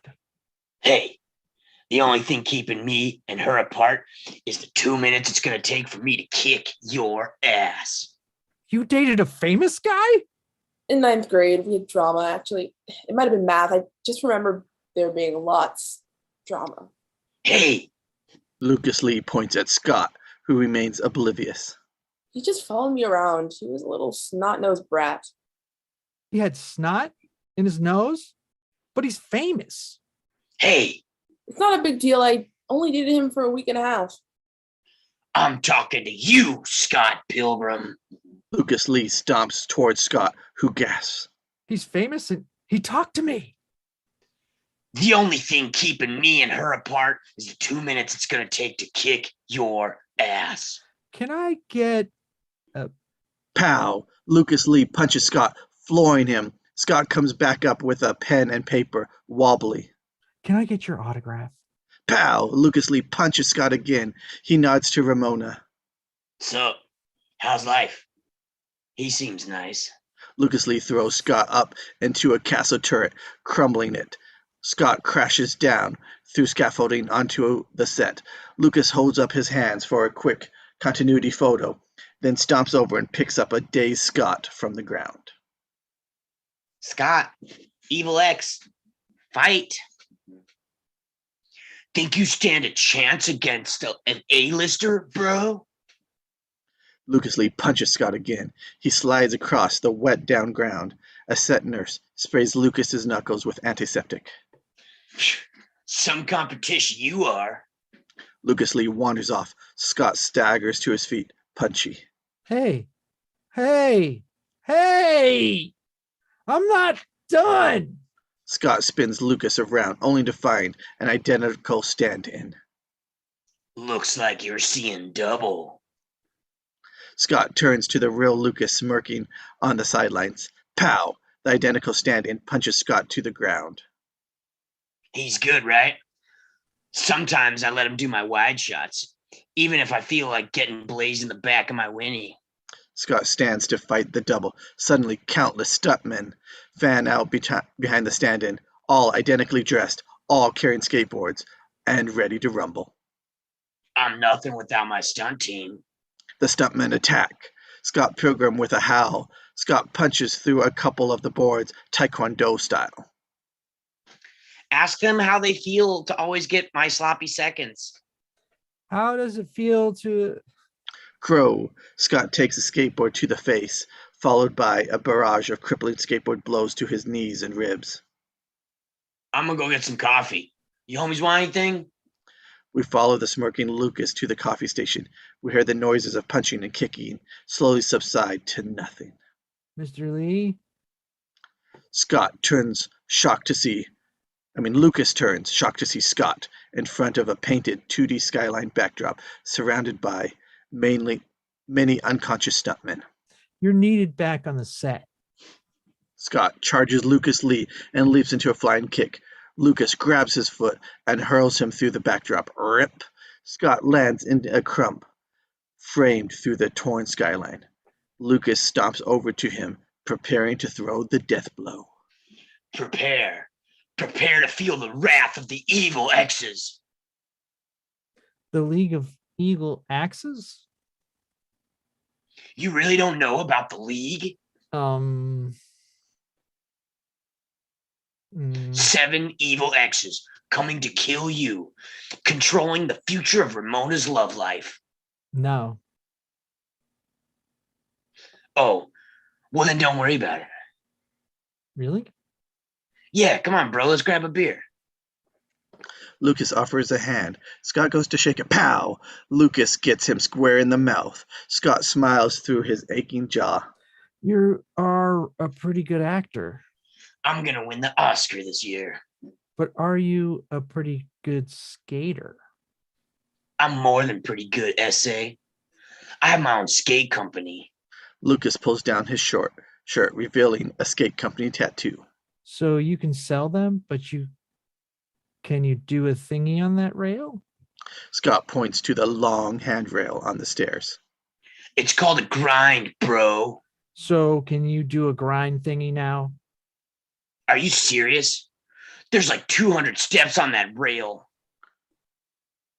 Hey, if it's too hardcore, You think you're going to goad me into doing a trick like that? there's girls watching. Somebody get me a board. Wallace taps Lucas' shoulder and hands him his skateboard. Hi. Big fan. Why wouldn't you be? Clack! Lucas goes for it. Perfect ollie onto the rail. Scott and Wallace watch as Lucas disappears from sight, sparking down the endless rail. Cut back to Scott and Wallace, impressed at Lucas. Wow. Cut back to Scott and Wallace, very impressed at Lucas. Wow. Cut back to Scott and Wallace. Scott's about to say wow, when boom! A fireball appears at the bottom of the stairs. Wow. He totally bailed. Yes. Fist bump. Scott smacks his forehead. I didn't get his autograph. That's a wrap, everybody. Where's Ramona? Is she still here? Nah, she totally bailed. What's the deal? Seriously. Interior Wallace's apartment day. Scott slumps on the couch, phone pressed against to his ear. Wallace cooks bacon in the kitchen. No pants. He wears outgoing message. This is an automated voice message system. Ramona is not available. Please record your message after the beep. Hey, it's me, Scott, again. Call me back, Scott Pilgrim. What's the deal? Seriously. Scott ambles over to the fridge and rests his head on it. Yeah, you said that last night. You know what really sucks, though? What? Everything. Come on, guy. You can't say you didn't see this coming. It was like right under your nose. Wallace points to the note Ramona scribbled, which is pinned literally under Scott's nose on the refrigerator. Ramona Flowers, 212-664-7665-XXXXXXX. What did you think these were? Kisses? 7 little kisses? 7 deadly X's. Wallace cocks an eyebrow. Scott slides to the floor. Why does everything have to be so complicated? Wallace crouches down to join Scott on the floor. If you want something bad, you have to fight for it. Step up your game. Break out the L word. Lesbian? The other L word. Lesbians? Okay, it's love. I wasn't trying to trick you into doing something. Look, if you really loved it, or if she's really the girl of your dreams, then you got to let her know.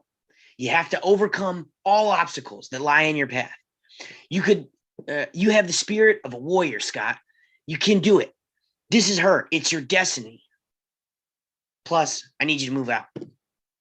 Scott's face falls, completely shocked at this bombshell. What? Why? Are you moving in with another Scott or Jimmy or someone? Or someone. Either way, I'm kind of banking on her calling calling you back so I won't have to evict you and feel all that guilt and shit. Ringy ring. Scott and Wallace look at the phone. I have a feeling that that's you, guy. Scott picks up. A sexy, non-Ramona voice replies. And it seems like that phone is muted. That's Envy. Envy? Angelina. Hey, Scott. There you go. Envy? Oh, shit. It's been a long time. Yeah, A year, I think. approximately. How are you? I'm not doing so good right now. That's too bad. Still breaking hearts. What? No, stop. It's been different. You have no idea. Probably not. Do you have a girlfriend? Should I be jealous? Yes, you should. I have this totally awesome girlfriend who calls me all the time, and she's American. What's her name? I'm not telling you that, Ramona. Oh, What? Do you know her? no. It sounded like you did.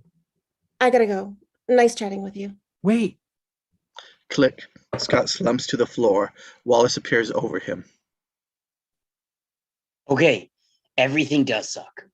Scott grunts. Ringy ring. Wallace grins and grabs the phone. Or does it? Scott sits bolt upright, expectant. Oh, hey, Knives. Scott lays back down. F. What's that? You're outside? Scott sits bolt upright again. F. Wallace opens the door a crack. Knives shivers outside, pale and broken looking.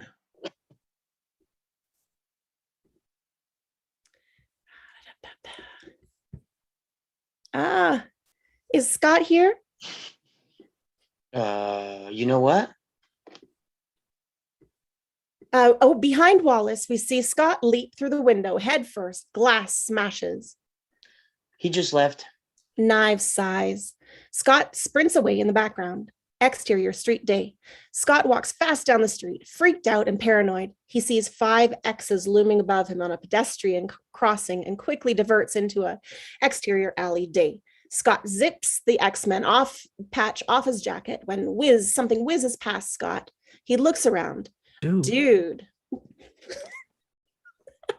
Whoosh! Another blast of air whizzes by. Please. Something sweeps him off his feet. He is peed off now. I'm really not in the mood. Shwa! Something slices in the air in front of Scott. Okay, enough. Scott punches the air in front of him. He hits something. A diminutive, dirty blonde dressed in a punk rock kung fu getup lands on the ground with a thump. She spins to face Scott. You punched me in the boob. Prepare to die, obviously. Listen, I've had it today. Can we not do this right now? Love to postpone, darling, but I just cashed my last rain check. What's that from? My brain. Well, whatever this is about, can it wait until I'm in the right frame of mind? Nuh-uh. This is one nightmare you can't wake up from. Wait, am I asleep right now? No. So technically this is not a nightmare. Right. So how can I not wake up if I'm not actually asleep? Don't question me. Scott shakes his head, baffled. Well, I'm really not up for this, whatever it is. Okay, little chicken, then I'll see you later. But you won't see me, because I'll be deadly serious next time. What? Never mind. PAF, the mysterious attacker vanishes. Scott looks to the sky. Oh man, someone help me. Exterior Bloor Street day. Scott is in his usual payphone, styling Stacey frantically. It's Scott. What did he do this time? No, it's Scott. It's actually me. What did you do this time? I didn't do anything. It's everyone else that's crazy. Look, I need to talk to you. I'm having a meltdown or whatever. Are you still working? I'm literally about to leave. Cool, I'm coming in. Scott hangs up the phone and walks 2 steps into interior the second cup continuous. Scott approaches the counter. Stacey has her back turned. Think I'll make it a decaf today. Stacey turns around, revealing herself to be Julie. Scott Pilgrim! What did you do with my sister? Stacey taps on the window outside, mouthing that she has to go. Scott turns back to Julie, not happy. What can I flipping get you? Is there anywhere you don't work? Huh. They're called jobs. Something a flip ball like you wouldn't know anything about. And by the way, I can't believe you flipping asked Ramona out after I specifically told you not to flipping do that. Note to concerned readers, every time Julie says flip, a black bar comes out of her mouth and the screen is bleeped. How do you do that with your mouth? Huh. Never flipping mind how I do it. What do you have to say for yourself? Can I get a caramel macchiato? Maybe it's high flipping time you took a look in a mirror before you wreak havoc on another girl. Me? Wreak havoc? Julie points out to the clash at the Demon Head poster behind the counter with concert dates at the bottom. Flipping, speaking of flipping which, I hear the girl that kicked your heart in the butt is walking the streets of Toronto again. So I can pick up my copy over here? Scott retreats away from Julie and bumps right into Ramona. They share an awkward moment. She looks at the floor. Sorry, that got a little crazy last night. Yeah, you kind of disappeared. Yeah, I do that. Listen, I know it's hard to be around me sometimes. I'll understand if you don't want to hang out anymore. No, I want to hang out. The whole evil ex-boyfriend thing, no biggie. Exes. I mean, I know it's early days, but I don't think anything can really get in the way of how oh shit. Scott hides behind Ramona as a live figure emerges from the steaming milk mists of the coffee shop. The singer from the Clash at Demon Head is seemingly stepped out of the poster. Envy Adams, 23, fun fact, kicked Scott's heart in the butt. The icy platinum blonde fashionista walks towards Scott. It's my ex. The big one? Scott nods. Leon stare down between Envy and Ramona. I'm gonna, excuse me. Ramona goes to order a coffee, leaving Envy to fix on Scott. Your hair is getting shaggy.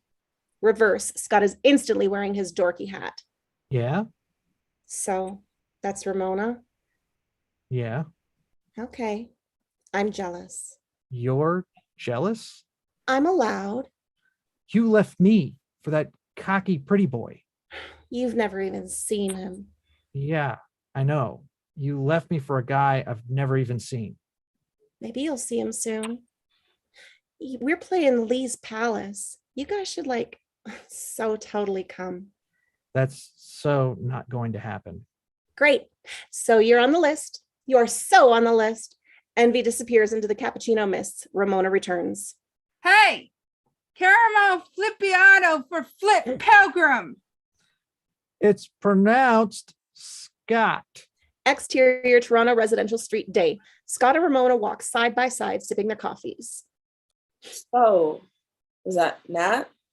No, that was Envy. So what do you guys talk about? She's totally jealous of you. Envy's jealous. How about that? Yeah. How about that? What happened with the two of you?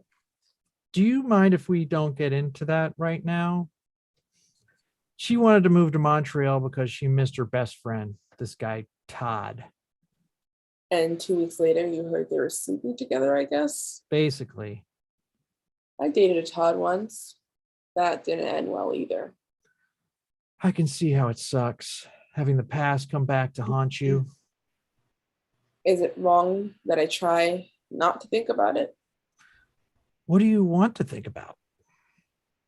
How warm my place is right now? Ramona stops and kisses him. Interior Wallace's apartment night. Scott lies between Wallace and other Scott on the futon. And you didn't bang her? Are you gay? I couldn't stop thinking about my stupid ex-girlfriend. A bleary Jimmy sits up between them all. Is that an Uma Thurman movie? Scott, just because Envy's back in town doesn't make it, or doesn't mean it's over. Double negative. Tricky. It's over. Move on. Word. Scott stands, no pants, music swells. Right. I'm not going to let her toy with me. From this moment on, I will think of Envy Adams no more. Interior Stephen Still's house, day. I have distressing news. A deadly serious Stephen Stills addresses Kim, Scott, and young Neil. Ramona lounges on the couch. Is it the news that we suck? Because I really don't think I can take it. No, the Clash at Demon Head are doing a secret show tomorrow night. And Envy asked us to open for them. I hate you.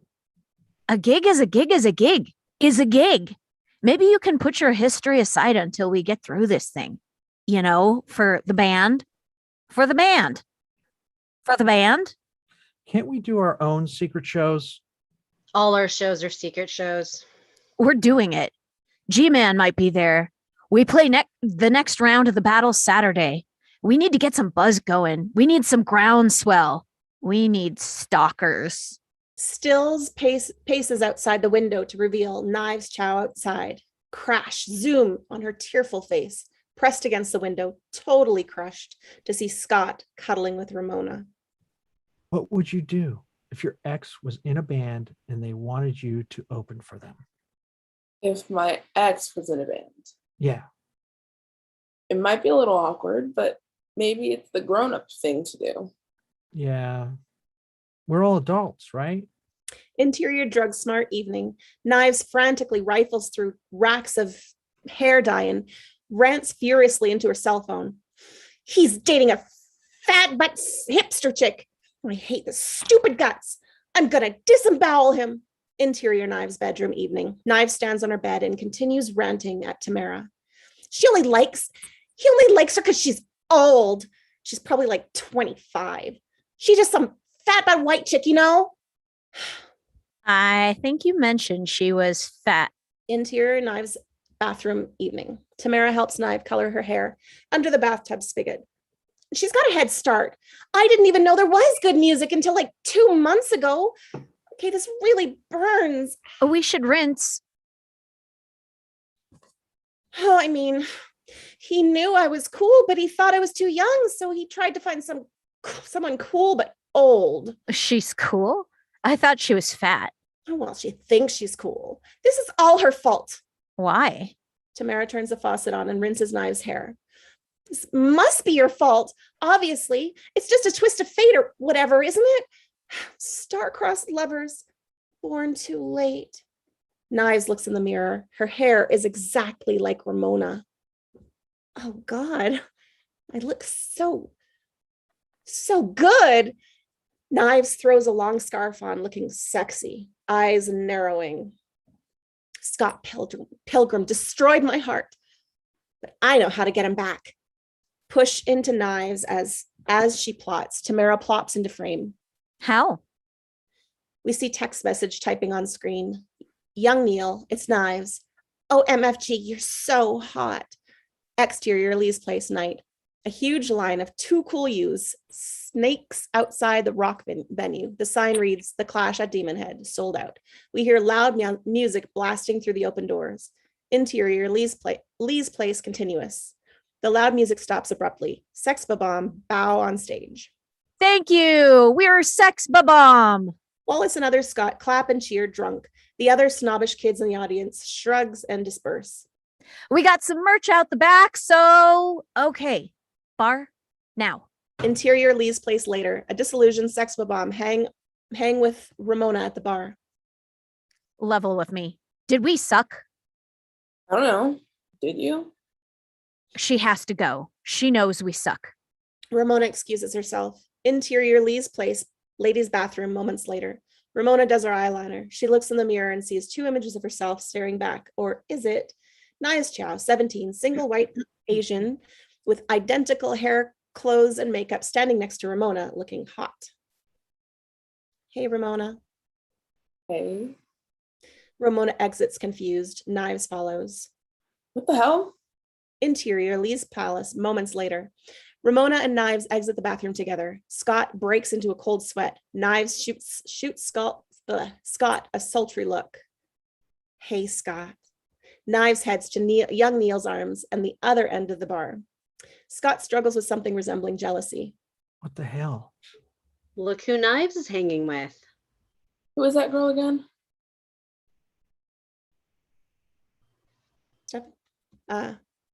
We can't Scott hear you. date hater. Scott dated her. Briefly. I bet young Neil will date her even brieflier. How old is she? A wheel of fortune spins inside Scott's head, with selections of such as it was nothing and she was nobody. The wheel sticks between I gotta pee and who, her? I gotta pee on her. I mean, I gotta pee. Pee time. Pee time. Interior Lee's palace, men's bathroom, moments later. Scott washes his hands and looks up to see two Scotts staring back, one with fringed hair and a wicked glare. Scott whips around. He's alone. Spooky music begins. Interior Lee's palace, moments later. A freaked out Scott returns to the group. The lights dim and the stage fills with the twisting blue tendrils of smoke. The Clash of Demon Head materializes, Envy in a long black coat. Knives screams her teen brains out. The bass player steps into the light, no longer shrouded in dry ice. He cuts a handsome, striking rock god figure. That guy in bass? That's Todd. I know. Oh, yeah. You know? Oh, yeah. Todd flips his fringe from his eyes, stares at Scott. Todd Ingram, 25, Evil X, number 3, fun fact, 9th degree vegan. Oh no. Envy lets her coat slip off, revealing a stunning figure. Oh, yeah. Interior, Lee's palace later. Sex bomb, Knives, and Ramona hang out at backstage doors. Oh my God. Oh my God.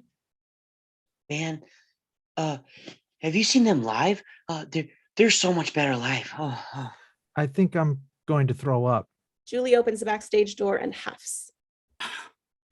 I can't believe I'm even saying this, but Envy Adams would like all of you to come backstage. All of us? Did I flipping stutter? The group shuffles backstage. Scott hangs his head like a condemned man. How do you know Envy? Scott dated her. Knives makes a face that looks like this. Interior, Lee's palace, ratty backstage area. Night. Sex bomb lounge on the couch in one side of the room. Envy, Todd, and Julie lounge on the couch across from him. Knives in shock as she thinks 1,000 thoughts. Envy burns a hole through Scott. Everyone else feels awkward. Hey, Ramona. Hey, Todd. It's been a while. Mm-hmm. Mm-hmm. I think we should get out of here. How was the tour? You played with the Pixies. You're a superstar now. It's not something I can really put into words. Envy, I've read your blog. Todd and Jules stare at Knives. So Scott and Ramona, eh? What of it? You guys are a cute couple, you know? You suit each other. So, what's your ulterior motive, Envy, in general? She doesn't need ulterior motives, Stephen. She's got to ride up and spin. You're my role model, Envy. Just saying, cute couple. I like your outfit, Ramona. Affordable? I was going to say, Envy, did you get those jeans in New York? There. I'm talking to Ramona right now. Ramona lived in New York. I was just there. We played the Chaos Theater for Gideon. You know him, right? Scott looks at Ramona. She's about to answer when Knives stands up, points at Envy and screams, I've kissed the lips that kissed you! Envy nods at Todd. He punches Knives square in the jaw. OMFG. Scott jumps to his feet, facing off against Todd Ingram. Knives? Young Neil rushes to Knives' aid. Scott boils. Todd smirks. That's right. I'm not afraid to hit a girl. I'm a rock star. You punched the highlights right out of her. Angle on knives, her hair is black and plain as ever, as before. You punched the highlight out of her hair. You're incorrigible. I don't even know what that word means. Young Neil escorts knives out. Todd sits back down like nothing happened. Scott's face is a bright shade of rage. Huh. So, are you guys doing anything fun while you're in town? Fun in Toronto. That is it, you cocky cock. You'll pay for your crimes against humanity. Scott leaps across the table and swings a punch at Todd. Todd thrusts the hand out and telekinetically freezes Scott in the air. Scott hovers, grasping his neck, choking. Todd's hair magically transforms into a faux hawk. My neck, your hair. Didn't you know? Todd's vegan. It's not a big deal.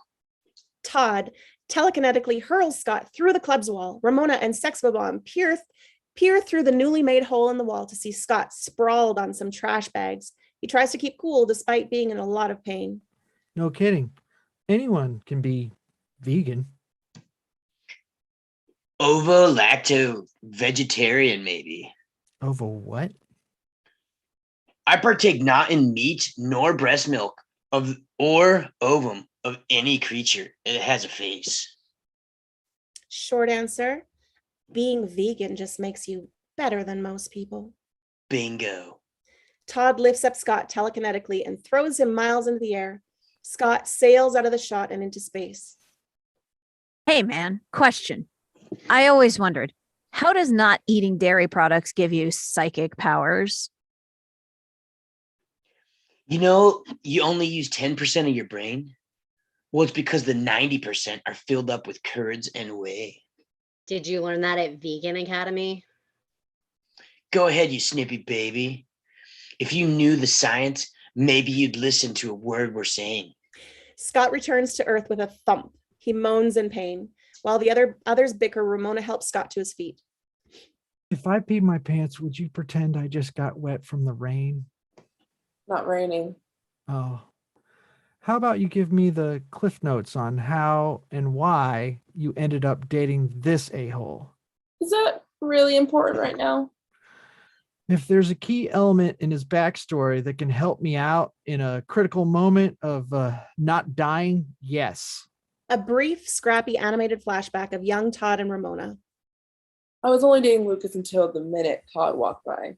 I guess that's not very nice, but I used to be kind of like that. Young Ramona shoves young Lucas down the hill and starts making out with young Todd. We hated everyone. We wrecked stuff. Nobody cared. Young Ramona and young Todd wrecked stuff. Nobody cared. He punched a hole in the moon for me. It's pretty crazy. Young Todd punches a hole in the moon. It's pretty crazy. A week and a half later, he told me his dad was sending him to the vegan academy, so I dumped him. Does that help you at all? The flashback ends. Scott can only fixate on one aspect. Have you dumped everyone you've ever been with? You've never been the dumpy? Ramona shrugs. Look, I've dabbled with being that. It's part of the reason I moved here. I was really hoping to put it all behind me. Todd appears behind Ramona, ready for another round. We have unfinished business. I and he. Scott stands up, sort of ready for another round. He and me.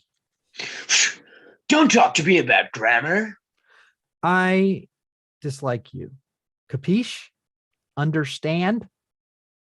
Tell it to the cleaning lady on Monday. What? Because you'll be dust by Monday. Well, because I pulverize you in 2 seconds, and then the cleaning lady cleans it up to dust. She dusts. Sorry, what's on Monday? Well, because it's Friday, and she gets the weekend off. So Monday, right? Oh, basically, you can't win this fight. And you'll have to give up on this girl because Todd is going to kill you. You used to be so nice. Scott charges at Todd, whose psycho throws him back into the club. We hear a distant crump. Stills calls through the hole. We're going to Pizza for a slice. Call us when you're done. Oh, he'll be done real soon. Sex Bomb skulks away. Envy grins at Ramona, wicked. Sorry, baby. Crummy way to end things, I know. Suddenly, the bass line from Final Fantasy II rumbles through the walls. Todd calls to a roadie. Get my bass. The good one. Interior Lee's palace continuous. Scott stands in an elephant's graveyard of plastic cups and bottles, picking the heck out of his bass amp pegged to 10. Todd Ingram levitates, floating towards Scott with his bass. You're going down. Vegan style. Todd lands in front of Scott. Bass off. Pick strike strings. Todd easily outbasses Scott, shredding him into oblivion. The enormous reverb launches club debris towards Scott. The reverb is hurting my soul. Scott slides across the floor and slams right into the wall. Scott levitates, faux hawk rising. He hovers next to him. That's right, Pilgrim. I actually know how to play the bass. Scott detunes his bass and delivers a death note that blows Scott right through the stage wall. Interior Lee's palace, ratty backstage area continuous. Scott crashes into the backstage food table. Todd floats towards him, savoring the kill. Envy appears beside him with a smirk. I can read your thoughts. Your bass hand is badly injured. You're through. Scott turns around on his knees, cringing, holding a cup of milky-looking coffee in either hand as a peace offering. What say we drink to my memory? Fair trade blend with soy milk? I'm sorry, but that's pathetic. Dude, I can see your mind's eye. You poured half and half into one of those coffees in an attempt to make me break my vegan edge. I'll take the one with soy. Thank you. Tool. Todd floats to the ground, takes one of the cups and drinks. Actually, I poured soy in this cup, but thought real hard about pouring it in that one. You know, in my mind's eye or whatever. What are you talking about? You just drank half and half.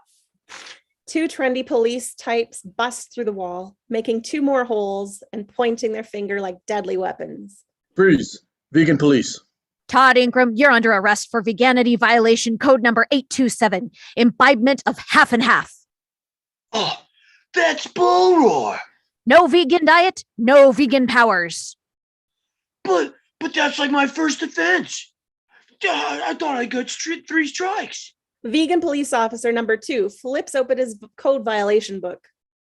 At 12:27 a.m. on February 1st, you knowingly ingested gelato. Gelato isn't vegan? Milk and eggs, bitch. On April 4th, 7:30 p.m., you partook a plate of chicken parmesan. Envy gasps, disgusted. What? Chicken isn't vegan? The deveganizing ray. Hit him! The vegan police blast Todd with arcs of power from their finger guns. Todd's faux hawk deflates into a bowl cut. No! Scott rises into a stance and delivers his killer line. You once were a vegan, but now you will be gone. Vegan? Scott headbutts Todd, exploding him. Boom! Scott dusts himself off as coins rain down. Envy stares, jaw ajar. Sorry, I guess. Sorry? You just headbutted my boyfriend so hard he burst. You kicked my heart in the ass, so I guess we're even, Natalie. No one calls me that anymore. Maybe they should. Now, let's get out of here. A battle-worn Scott limps through the hole in the wall. Ramona follows, shooting Envy a look on the way out. Army way to end things. I know. Envy blinks in shock. Julie pops into the shot. For the record, I am so peeved off for you right now. Shut the F up, Julie. Interior pizza night. Sex bomb Wallace and other Scott munch pizza slices. Ramona and Scott on the fringes. It's an odd mood. Envy Adams. I hate that bitch so much. I think I actually love her. Yeah, that Todd guy was cool too and hot. I liked him. Scott sighs and holds a cold Coke Zero to on his forehead. Are you okay? Uh-huh. You sure about that? Do I look like I'm not okay? Scott does not look okay. Stills coughs. We're still going to the after show, right? I'm not sure it's going to be much of a party. I think a third of the band just went poom. Cool bands never go to their own after parties. It's just the desperate people trying to rub elbows with the label guys. Then why would we? Oh. Neil, you down? Neil is at the counter with the catatonic knives. He shrugs. Scott, you're in, right? Do you want to go? I kind of almost died back there, so I'm not saying I want to go. hey, we can totally go. I'll do whatever you want to do. So let's go. Scott takes another bite. Other Scott whispers to Wallace. Are Scott and Ramona fighting? Not to my knowledge. Oh. I mean, not with fists. Oh. Yet. Oh. Exterior after party night. The whole gang trudged to the after party. Scott limps a bit, lagging behind. Ramona falls back with him. We really don't have to go to the thing. It'll probably be a bad scene all around, and we've already had a full night. No, I'm fine. I'm fine. It's just, well, not that fighting harder and harder battles for your love is getting old or anything, but have you ever dated someone who wasn't a total ass? So far, you're not a total ass. But I'm part ass. If it makes you feel better, you're the nicest guy I've ever dated. Wait, is that good? It's what I need right now. But not later? Scott, I don't have all the answers. I just like to live in the moment if I can. Yeah, I just like to live. Scott and Ramona enter a big fartsy-artsy warehouse. Interior after party continuous. Okay, I know Todd was bad news, but are you saying Envy wasn't? We all have baggage. My baggage doesn't try and kill me every 5 minutes. What did you do to your ex-boyfriends to make them so insane? Exes. Whatever. No breakup is painless. Someone always gets hurt. What about you and that girl Knives? Knives? Who broke up with who? I believe I broke up with her. And she was cool with that? Yeah, she's very mature for her age. It was a very healthy breakup. We're all peaches and gravy. We hear an off-screen distant no from Knives. And what about you and Kim? They pass Kim. She's also staring at Scott, not lovingly. Me and Kim, I can barely remember. Why? Is it important? Hey, you want to know everything about my past, dude? It was just, yeah, I don't know. It was high school. She had freckles. It was cool, I guess. That's it? Yeah, it was kind of ended. We changed. Scott and Ramona had reached the bar at the party. That's really the whole story. Okay. I had to fight a dude to get with her. I fought a crazy 80-foot tall purple suited dude, and I had to fight 96 guys to get to him too. He was flying and shooting lightning bolts from his eyes. He was totally awesome, and I kicked him so far he saw the curvature of the earth. Does that make you feel any better? Well, now you're being a total ass. Welcome to the club. In the back glass of the bar, Scott sees his reflection. Fringed hair, wicked glare. He catches himself. Sorry, I'm not usually like this. Hey, don't worry. I don't know what I'm like anymore. I guess this whole ex-boyfriends thing is really messing with my head. Exes. Why do you keep saying... Half. A foot appears out of nowhere and kicks Scott in the head, sending him flying across the dance floor. Scott looks up at his opponent, the mystery attacker. Girl from earlier? Roxy? Scott gets up, the three square off in a triangle. You know this girl? Oh boy, does she know me. What is she talking about? He really doesn't know. You and her? Roxy Richer, 23, fourth, Evil X. Sapphic aggressive. It was just a phase. Just a phase? You had a sexy phase? I didn't think it would count. It meant nothing. It meant nothing? I was just a little bi-curious. Well, honey, I'm a little bi-furious. Roxy throws a scorpion kick at Scott's face. Ramona catches her foot midair. Roxy flips out of the hold. Don't do that again. I will end you. Back off, Hasbian. If Gideon can't have you, no one can. The League hath spoken. The girls square off, clearing the busy dance floor. Then Gideon best gets his pretentious ass up here, because I'm about to kick yours out of the great white north. You unbelievable bitch. Ramona pulls a large hammer from her purse. Believe it. An embarrassed Scott watches with the rest of the crowd. Wallace? Wallace? Wallace? Wallace? Uh-huh. It's Wallace? Uh-huh. Clint? Oh, this is happening, Oh. right? Uh-huh. Oh yeah. Kick her in the balls, Ramona. I mean, With blind. this is live. Yeah. And now it's apparent.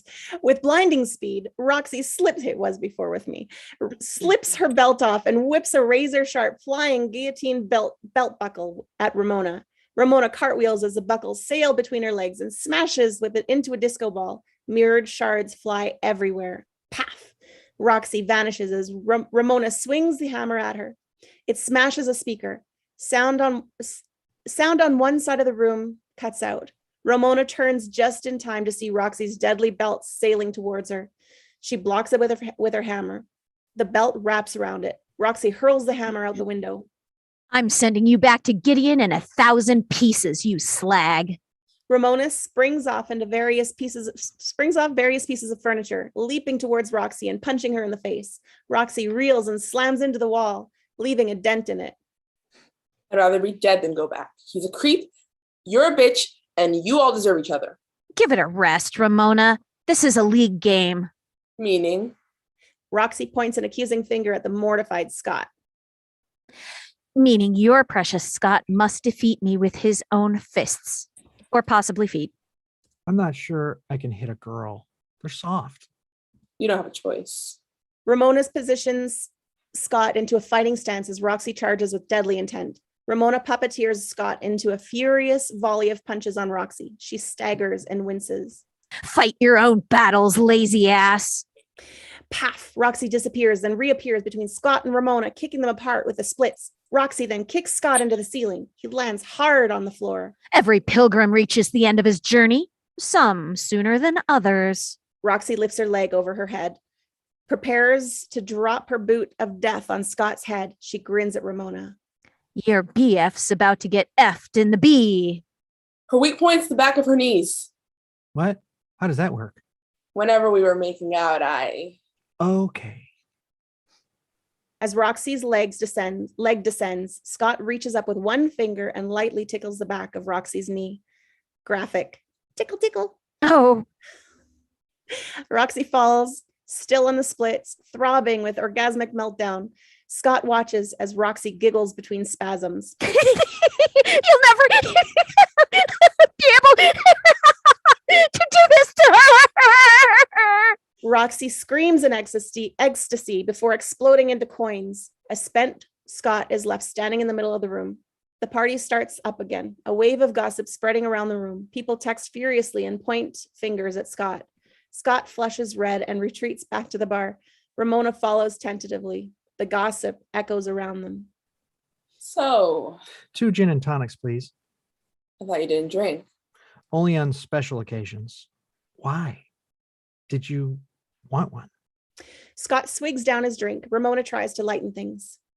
I guess we really don't know that much about each other. Scott seems immediately drunk. Maybe you could just give me a list of all your exes, so at least I know who's going to beat my ass into the ground next. Oh, like a handy little laminate or something? Let me see if I can find one. We exchange our information. Scott already downed his. Oh, that's not it. Just out of sheer curiosity and concern for my moral well-being, is there anyone at this party you haven't slept with? Every guy and Hey. girl at the party. Sorry. Yeah. Oh, whoops. I see now. Yeah. Ramona, that was good. 3, 2, 1. Hey. Ramona stops, looks hurt. She touches her hair. I really think we should split. As in get out of here, or as in split? I'd hoped you figured that out. Or did you miss the part where I saved your ass? How could I not? I feel like we're just washed our sexy laundry in public. Dirty laundry? You're drunk. I've had like one drink. Well, I'm sorry I cared. I don't enjoy all this, Scott. In fact, I'm sick of it. I thought you might be more understanding. You're just another evil ex-boyfriend waiting to happen. Ramona walks off and loudly announced. And yes, there is someone at this party I haven't slept with. You. Ramona leaves. Another crescendo of gossip echoes around the room. Scott's friends gather around in a pity party. But then Ramona returns, handing Scott a laminated list. P.S. Here's your stupid list. Ramona exits proper. Scott looks at her list and it reads, Patel, Lee, Ingram, Richer, Katayanagi twins, Gideon. Who the hell are the Kataniagi twins? You don't know? Interior, Stephen Stills' house, night. Stills flips to hand-drawn sketches of the Katanayagis, identical Asian twins dressed like pretentious new wave fops. They're the next band in the battle, and they are badass. We reveal a grim, terse Scott playing a doomsy bass line. The rehearsal room feels empty without Knives or Ramona. Ramona dated twins? Apparently. At the same time? You know what? I don't know, and I don't want to know. Good. You know how I feel about girls cock blocking the rock. Good. I play better in a bad mood. If it's going to be an issue, though, young Neil can fill in for you. It's not an issue. You know bands. I know battles. We got it covered. Well, we'd understand if you didn't want to take part. Not only do I want to take part, I want to take them apart. Okay, I'm getting tingles. Whoa. Exterior, the Ninth Circle, night. Sex Bomb and young Neil load their gear at the venue. Okay, we're doomed. Huh? Flyers cover the outside walls of another rock venue. TIBB, Sex Bomb, the Katayanaga twins, Amp versus Amp. 2 bands enter, 1 band leaves. That flyer needs more exclamation marks. Oh, we are going to get killed. Come on. You're on stage in 5. Aren't the Katamaris or whatever on first? I think you're both on first. Wait. Amp versus Amp? We're going on stage at the same time? That's impossible. Interior, the Ninth Circle stage, night. Actually, no. 2 stages sit on either side of the auditorium. On one, a monolithic wall of elk amplifiers. On the other, Sex Bomb with their dinky lame brand amps behind them. Okay, my bad. Your bad is saying my bad. Sex Bomb stares at the Katanayaga amps, sweating behind their instruments. Stills looks into the audience positioned between the bands, a legion of identical indie teens. We shouldn't even be here. We shouldn't even be here. Stills tries to run. Scott grabs him and pulls him back. Come on, man. I put aside my problems for the music. If I can do that, we can do anything. Did you speak to Ramona then? What? No, I haven't seen her since the other night. Oh, because she's totally here. Kim points to Ramona in the crowd. She is totally there. Her hair is now a brightest green. She stands next to the nondescript mystery geek in blazer and black rimmed glasses. They are chatting. She looks happy. Scott turns bleak again. Scott, not that I care, but you should probably talk to her before she's gone. Thanks, Kim. And I really don't care. Scott nods at Kim's advice. He looks back to the crowd to find the mystery geek staring right at him. Then, disorienting lights and lasers flash in the opposite stage. A wall of feedback builds. The Kataniaga twins appear, sliding on stage behind their respective keyboard stands. Kyle Katayanagi, 23, is very serious and Japanese. Ken Katayanagi, 23, is serious and very Japanese. Scott, Stefan Stills, and Kim share a nervous look. Okay, gang. Can we do this?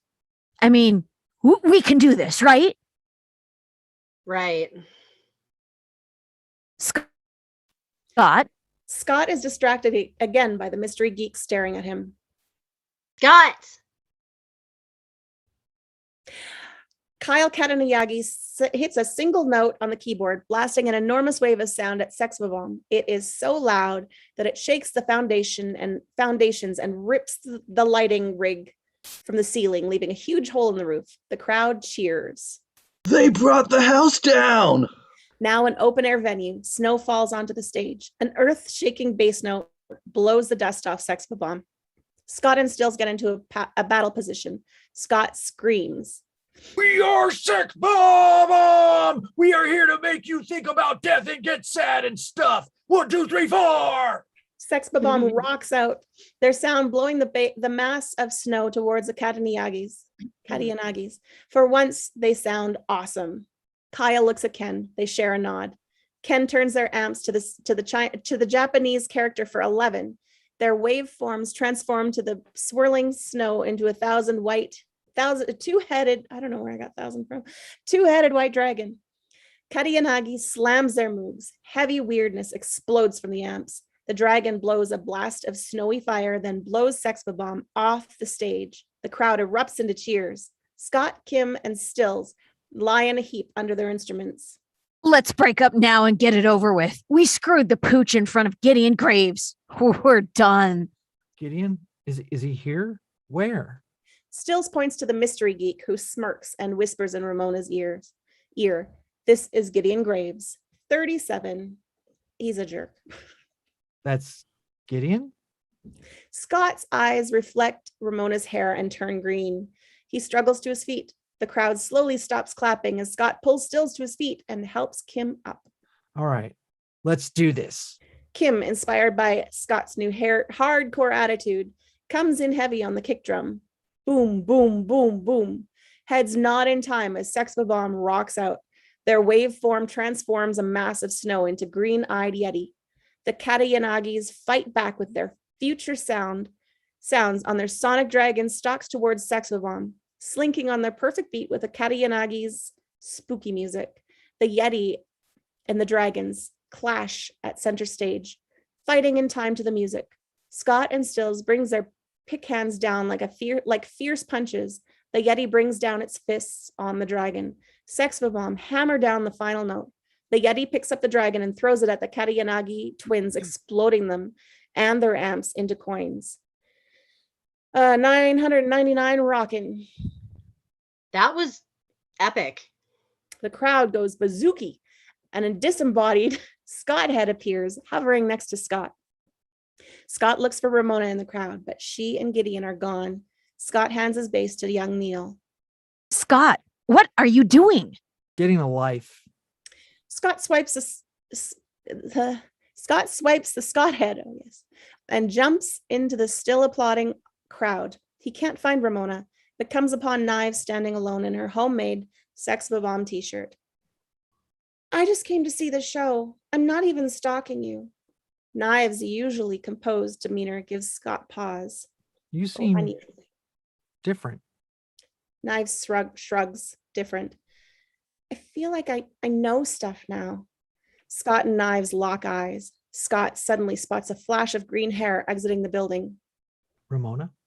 Scott follows. Knives watches him go. Eyes narrowing. Exterior, the Ninth Circle night. Scott chases Ramona down the street outside the venue. Ramona, I have something I need to tell you. Yeah, I have something to tell. Great, listen. I know you just play mysterious and aloof to avoid getting hurt. I know you have reasons for not wanting to talk about your past. And I want you to know I don't care about any of that stuff. Why? Because I'm in lesbians with you. What? I really, really mean it. Oh, okay. What did you want to tell me? That we have to break up. What? Yeah, it's not going to work out. Oh, okay. A sleek black 61 Lincoln Continental pulls up behind. It's Gideon. I can't help myself around him. That's bad news. Gideon Graves appears behind Scott with Stills and Kim in tow.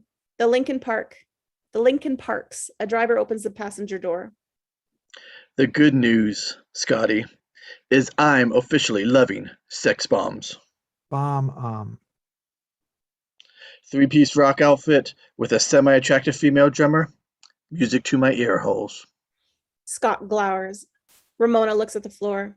Stills is gaga. Text. An arrow pointing to Stills' crotch. Captioned P. You know, I'm not even going to wait to see how you guys do in the final. I'm signing you right now for a 3-album deal. Gideon produces a contract and clicks a pen. See, I'm not such a bad guy after all. Scott grabs the contract and throws it onto the sidewalk. You think we're going to sell our souls to you? Well, then guess. We hear scribbling. Stills has picked up the contract and is furiously signing it using Scott's back. Kim shrugs and signs it too before trying to hand it back to Scott. Nuh-uh. I can't be part of the band with this douche in charge. Scotty, buddy, can I just say, keep your emotions in check. Don't let what's past screw up your future. Scott watches Ramona get into the Continental. She rolls the mirrored window down so Scott stares at his own reflection. The people need to hear us, Scott. Then you're going to need to find someone else to play bass. A cough. A meek young Neil slides into view, bass in hand. Looks like we're all set. Young Neil signs the contract. There are handshakes all around. Gideon turns to Scott and pats him on the shoulder. Oh, and Scott, we should really be thanking each other. I mean, if it wasn't for me, you would have never been with Ramona. But if it wasn't for you, she wouldn't be back with me. So I guess it all shakes out. Gideon walks around to the driver's side of the Lincoln. And hey, the whole League of Evil Exes thing, I was in a dark place when I put that together. Forgiven? Gideon disappears into the Lincoln and drives off, and Sex Bomb drift away. Scott stands alone. He slaps his head. I said lesbians. Interior the bus, Gideon's Lincoln. Scott sits in the bus alone, thinking about Ramona. Ramona sits expressionlessly in the back of Gideon's car. Scott tries desperately to think positive. A smiling Gideon slides closer to Ramona. Scott walks forlornly down an empty street and bumps his head on the telephone pole. Thunk. Do I say that? Oh God, why? Exterior of the park, night. Okay. Scott sits on the swings, staring straight ahead. Night turns to day. Okay. Day turns to night. Scott remains in the exact same position. Was she really the one? Scott looks over to see Stacey on the swing next to him. The what? I mean, did you really see a future with this girl? Like with jetpacks? Stacey stands to go. Gives Scott a hug. Time heals all wounds, little brother. Maybe next time let's not date the girl with 11 evil ex-boyfriends. 7. Oh, well, that's not so bad. Stacey heads off. Scott looks at the camera. Interior Wallace's apartment, night. Scott enters, flicks the light on, gets a shock. Ah! Turn off the light. Scott flicks the light off, over pitch black. Okay, presumably you just saw someone's junk. I apologize for that. Sorry. Was that other Scott or Jimmy or someone? Or someone. It's Chris. It's Chris. Interior Wallace's apartment later. Scott sits in the chair wrapped in a blanket. Some guy lies on Scott's usual futon spot, wearing Wallace's monogrammed robe. Wallace hands Scott cocoa. Scott, you know, I love you, but I need my own bed tonight for sex. Right. I may need it for the rest of the week too, Right. and the year. I get it. Maybe you can move in with Ramona. Scott stares deep into his cocoa and shakes his head. She's with Gideon. That sucks. But it's better because probably he's just better than you. Scott nods. Well, he certainly has better hair. Scott nods. Either way, I think this fight is over. Scott nods. You can sleep on the floor until you get somewhere else. I mean, you got muffs and blinkers in case this might happen. Wallace produces earmuffs and a sleep mask. Thanks. Ringy ring. Scott stares at the phone. Some guy picks up. It's for Scott. Hello? Hey, pal. Just wanted to say I feel terrible about earlier. I don't want any hard feelings, so I figured why not be the bigger man and give you a call. Is Ramona with you? Interior Gideon's lair continuous. Gideon appears to sit on some kind of throne. He calls off. I don't know. Are you with me? Yeah.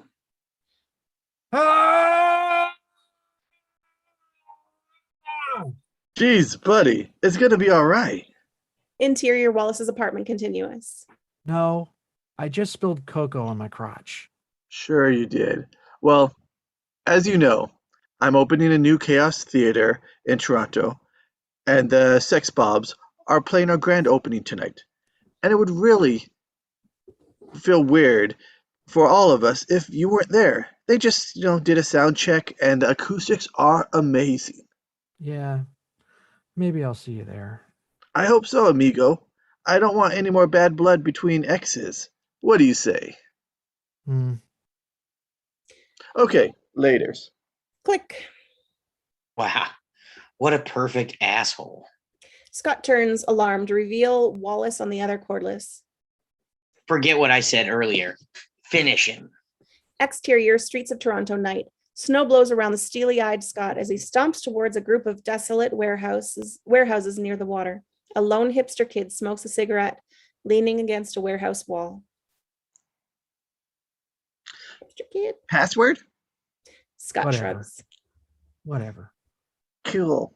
The hipster kid waves Scott in. Interior warehouse night. The warehouse is empty. Scott follows the sound of music to the gated elevator. Two hipster kids guard the elevator. Second password. Scott gives the slightest shrug. Cool. Scott steps onto the elevator. So far, so good. Interior chaos theater continuous. Scott exits the elevator and steps onto Gideon's underground layer of cool stuff and chaos theater.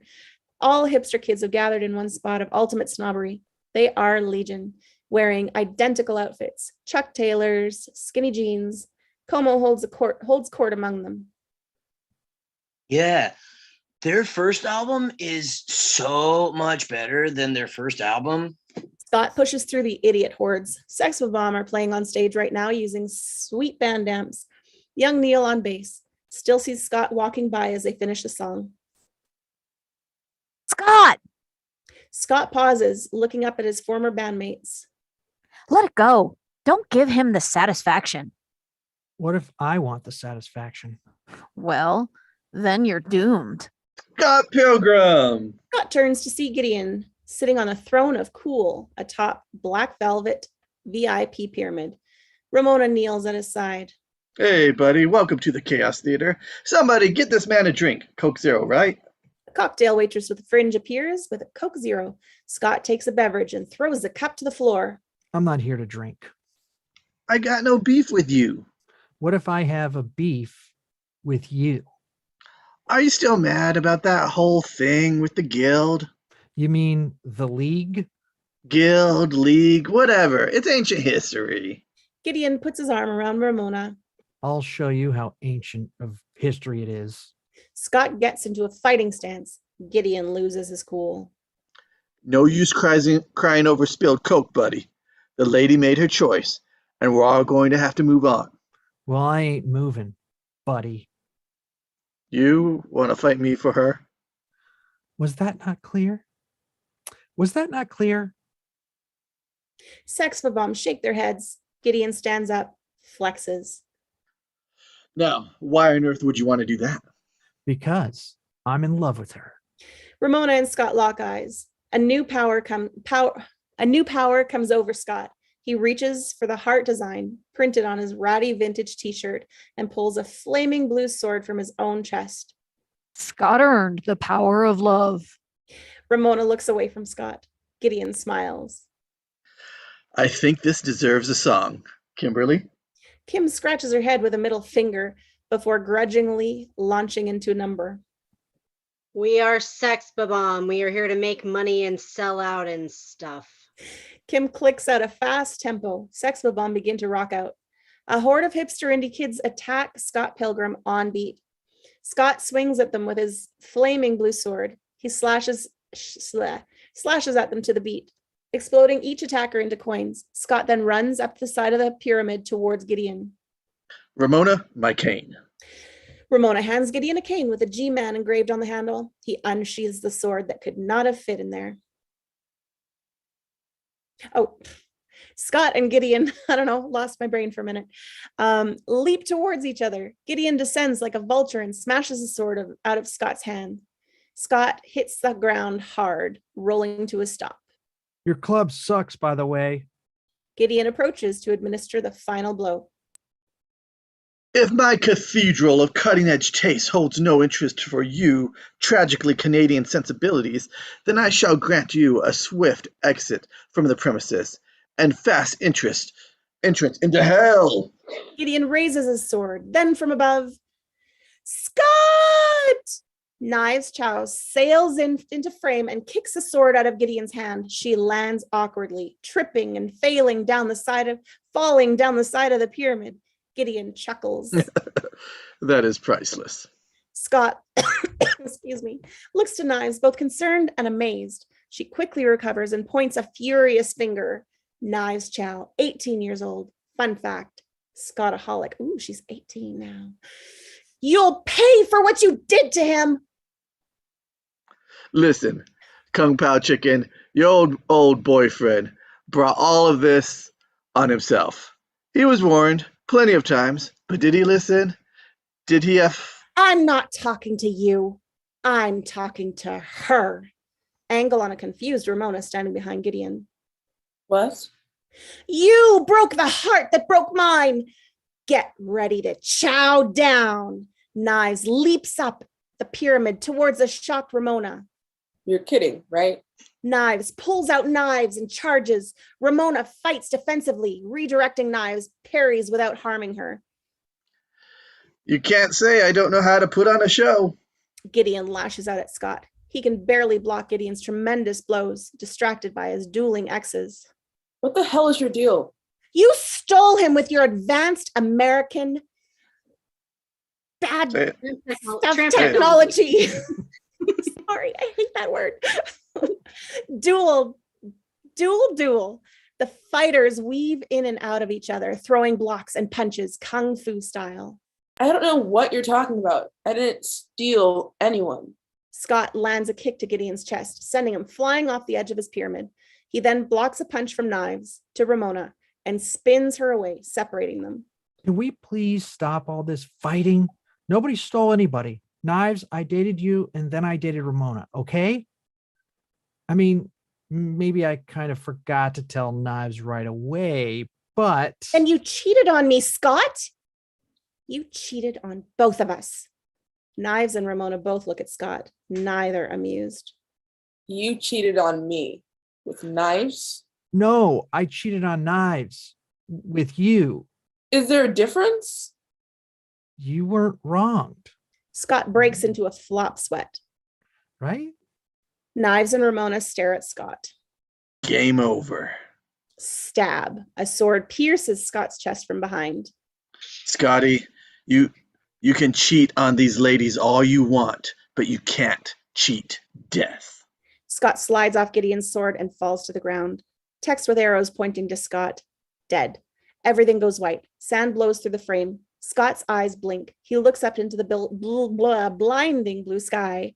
Exterior, the dream desert, the dream desert day. Scott sits up next to a lone cactus, rubbing his temples. Ah. Ramona appears out of nowhere, fainter than before. Sorry. Dying probably sucks. You know what sucks? Getting killed by that guy. Why him? It's complicated. Well, maybe now would be the time to get into it, seeing as I'm about to die. All right. The truth is, it was me who was obsessed.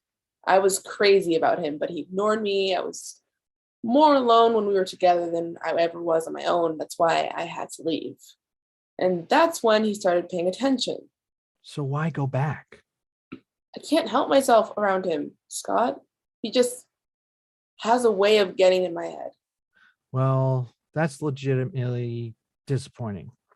I really will leave you alone forever now. No, I mean, he literally has a way of getting into my head. Ramona lifts her hair on the back of her head, revealing a blinking chip implanted on her skull. That is evil. He's like that. Ramona covers the chip, self-consciously touching her hair. So this kind of sucks for everybody, huh? Sorry I had to end this way. We had a good run, I guess. You can't say I didn't try. I really fought for you back there. Uh-huh. The winds blow harder. Ramona seems to fade away. But someone was fighting pretty hard for you back there. Scott's eyes go wide with epiphany. Knives? I wish I was ever as fanatically devoted to anything as that girl is to you. Ramona slowly dissolves away in the sand. I feel like I learned something, which would be great if I wasn't dead. Ramona is gone. Scott slumps to his knees. So alone. Da-ding! The pilgrim head appears and rotates around Scott. Flashback to Scott swiping the pilgrim head, then fast forward through the breakup with Ramona and Sex Bomb. We hear Scott screaming throughout this magical restart. Interior Wallace apartment night. We fast forward all the way to Wallace's apartment. As Scott enters, he flicks on the light. Oh, I can't believe I had to see that again. Again? Wallace muted. Turn off the lights. Scott flicks the lights off and on pitch black. Wallace, when my journey began, I was living in an ordinary world. Ramona skated through my dreams, and it was like a call to adventure, a call I considered refusing. But my mentor, that's you, told me if I want something bad enough, I have to fight for it. So I did. Then there were tests, allies, enemies. I approached a deep cave and went through a crazy ordeal, during which I totally seized the sword. Sadly, I died. Then I resurrected. Now I realize what I should have been fighting for all along. But before I do that, I need to ask one final favor of you. Sure thing, guy. Could you put a robe on and hand me the phone? Wallace flicks on a bedside table. Bedside lamp hands him the phone. Toronto, Chaos Theater, Gideon Graves. Tell him Scott Pilgrim is calling. Scott, I was just about to. Hey, pal. I feel terrible about everything. I don't want any hard feelings, so I figure why not be the bigger man and give you a call? Sorry, what I meant to say is I'm coming over to kill you. Scott hangs up and heads for the door. Hardcore. Go kick that guy's ass. Wallace stands to high-five Scott, exposing his junk. Oh, sorry. You seen one. Exterior streets of Toronto, night. Scott Pilgrim runs towards a desolate warehouses. The same hipster kid smokes a cigarette against the wall. Your hair looks stupid. The hipster kid explodes into coins. Exterior warehouse night. Scott approaches the two hipster kids guarding the elevator. Sup? Whatever. Scott split kicks them in the face, knocking them down. Interior Chaos Theater continuous. Ding! Scott exits the elevator and steps onto Gideon's underground layer of cool stuff and Chaos Theater again. Yeah, dude, their first album was so... Scott knocks down Comeau and looks to Sex Bomb. Scott, let it go. Don't worry. I know what I'm doing. Steven, the new line up rocks. You guys sound better without me. Young Neil, You have learned well. From this point forward, you shall be known as Neil and Kim. Kim looks at Scott, deadpan as ever. Sorry about everything. Kim shrugs. Sorry about me. Kim smiles at Scott for the first time ever. Scott Pilgrim. Scott turns to Gideon on his throne, Ramona at his side. Hey, buddy. Welcome to the chaos. Save it. You're pretentious. The club sucks. I have beef. Let's do it. Scott goes straight into fight mode. You want to fight me for her? Ramona and Scott lock eyes. A strange new power overcomes Scott, different than before. No, I want to fight you for me. Scott reaches for the heart design printed on his ratty t-shirt and pulls a flaming red sword from his own chest. Scott earned the power of self-respect. Kim? We are Sex Bomb and we are here to watch Scott Pilgrim kick your teeth in. Kim drives a hardcore beat. Sex-Bomb rocks the F out. Hipsters attack Scott Pilgrim to the beat. Scott swings his flaming red sword, exposing each attacker into coins. Ramona, my cane. Ramona hands Gideon his cane. He unleashes the sword. Scott and Gideon run towards each other, leaping in the air. They pass in the air and Scott slashes. They land on opposite sides of the platform, backs to each other. How's it going back there? You dick. Gideon falls down, dead, apparently. Scott calls out. Knives. I know you're in here. Don't attack.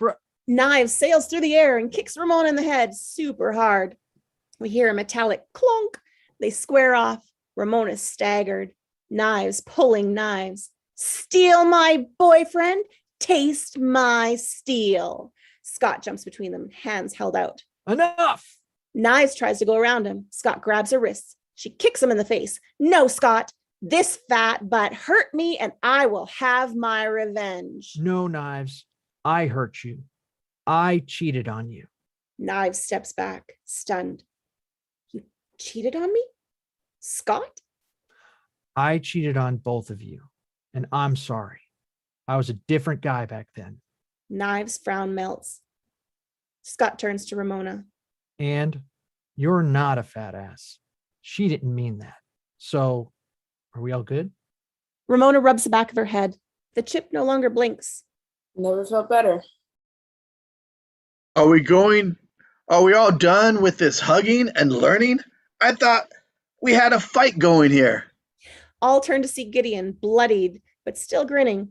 A lopsided slash across his face accentuating his smirk. Oh, you got to fight all right. Scott steps into fighting stance. Knives joins him. Ramona, are you with me? Ramona looks to Gideon and then joins Scott and Knives, strikes a fight pose. The three of them are ready to rumble. Wrong move, baby. Scott attacks with his sword. Gideon blocks, disarms Scott with one move, spins and butts Scott in the face with the hilt of the sword. Scott teeters on the edge of the pyramid. Knives throws her knives. Gideon's lightning fast sword deflects them. Shing, shing. Gideon wheels towards Ramona, expecting her to move. She looks doubtful, takes a hesitant step towards him. He grins. Yeah, you're still my girl. Ramona steps up to Gideon and whispers in his ear. Let's both be girls. Ramona knees Gideon in the balls. Gideon swings his sword at Ramona. Knives whips off her scarf, uses it to wrap up Gideon's sword arm and disarms him. Scott and Knives punch Gideon in the face in a volley of freeze frames.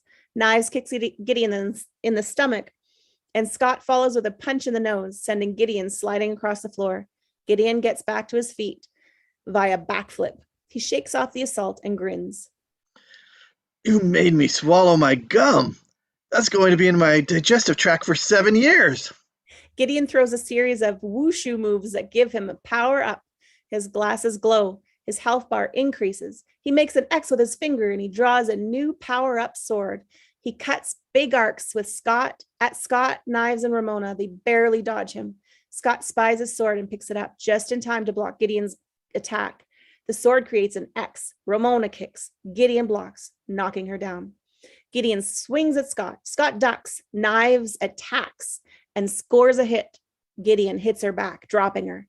Scott attacks. They fence. Gideon spins low. Scott leaps in the air. Gideon spins again and swings upwards. Scott blocks with his sword and is sent up into the air. Gideon jumps after him. They clash in the air. Scott's sword shatters. Scott lands hard. Gideon lands in front of him and raises his sword for the kill. Ramona swings Gideon's velvet rope, canceling out Gideon's digital sword. Gideon slaps Ramona in the face and sends her painfully tumbling down the pyramid. She lands painfully at the bottom. Knives and Scott share a look. They get up and circle Gideon. Combo attack, freeze frame punches, Knives kicks and Scott punches, sending Gideon back and forth like a pinball. Kick, punch, kick, punch, kick. Gideon's face smashes with each impact. Ramona rises to see Scott and Knives kicking butt. Scott slides Knives through Gideon's legs. From the floor, she kicks him in the back of the head, then upbends him like a wheelbarrow and kicks him in the face, sending him spinning. Gideon lands hard on his knees, defeated. One lens of his glass cracks. He looks up at the steely-eyed Scott. Who do you think you are, Pilgrim? You think you're better than me? I'll tell you what you are, a pain in my butt. You know how long it took me to get those evil exes' contact information? To form this stupid league? Like 2 hours! Gideon starts to pixelate quite badly. Not long now. You're not cool enough for Ramona. You're zero. You're nothing. Me, I'm what's hip. I'm what's happening. I'm blowing up right now. You're right. I'm not cool enough for Ramona. And you got another thing, right? You are blowing up right now. Scott spins and backheels Gideon in the face. Gideon's head explodes, his glasses sailing down the steps of the pyramid. Then his body follows suit in an almighty boom. Shimmering coins rain down. Scott and Knives kiss. I didn't know that. Young Neil? Whoa. There goes our deal. We're still getting paid, right? Kim points to the falling There coins. goes our deal. Oh. Stills jumps off stage and picks up coins. The coin rain continues, silhouetting Scott and Knives in their kung fu poses. They share a smile. You two make a good combo. Ramona, awake now, makes her way towards him. Yeah. Yeah. The trio walk down the pyramid steps. Scott picks up Gideon's fallen glasses. The glasses glimmer. Gideon's voice echoes. You can defeat me, but you can defeat yourself. Scott peers into the glimmering lens, spotting his evil mirror image staring back at him. The glasses dissolve and Scott whips around to face Nega Scott. Nega Scott walks towards Scott, Knives, and Ramona. Fringed hair, dark clothes, evil face. Knives and Ramona flank Scott in a fighting stance. No, this is something I have to face on my own. The girls reluctantly exit stage left as Scott walks forward to confront his dark side. Scott and Nega Scott face off, each taking a step forward. Exterior, the warehouse, evening. Knives and Ramona huddle in the snow outside Chaos Theater. They look expectantly at the entrance, worried for Scott. Scott strolls out with Nega Scott. They chat amiably, shake hands, and part ways. Scott approaches Knives and Ramona. What happened? Nothing. We just got shot to shit. He's a super nice guy. We actually have a lot in common. Scott runs his fingers through his hair. Your hair. What? It's getting really shaggy. Scott's hat appears on his head. He looks totally freaked. Yeah? I like it. Knives removes the hat from Scott's head, literally taking his guard down. Ramona sees this and smiles. You do? Scott smiles and then realizes Ramona has gone. He turns to see her, pulling her hood up and walking into the darkness. Scott calls after her, steps tentatively away from Knives. Hey, where are you going? Ramona, hoping to slip away, stops and turns back. I don't know. I should probably disappear. After all that? It's hard, you know? I came here to get away, but the past keeps catching up. I'm tired of people getting hurt because of me. Ramona looks at Knives as she says this.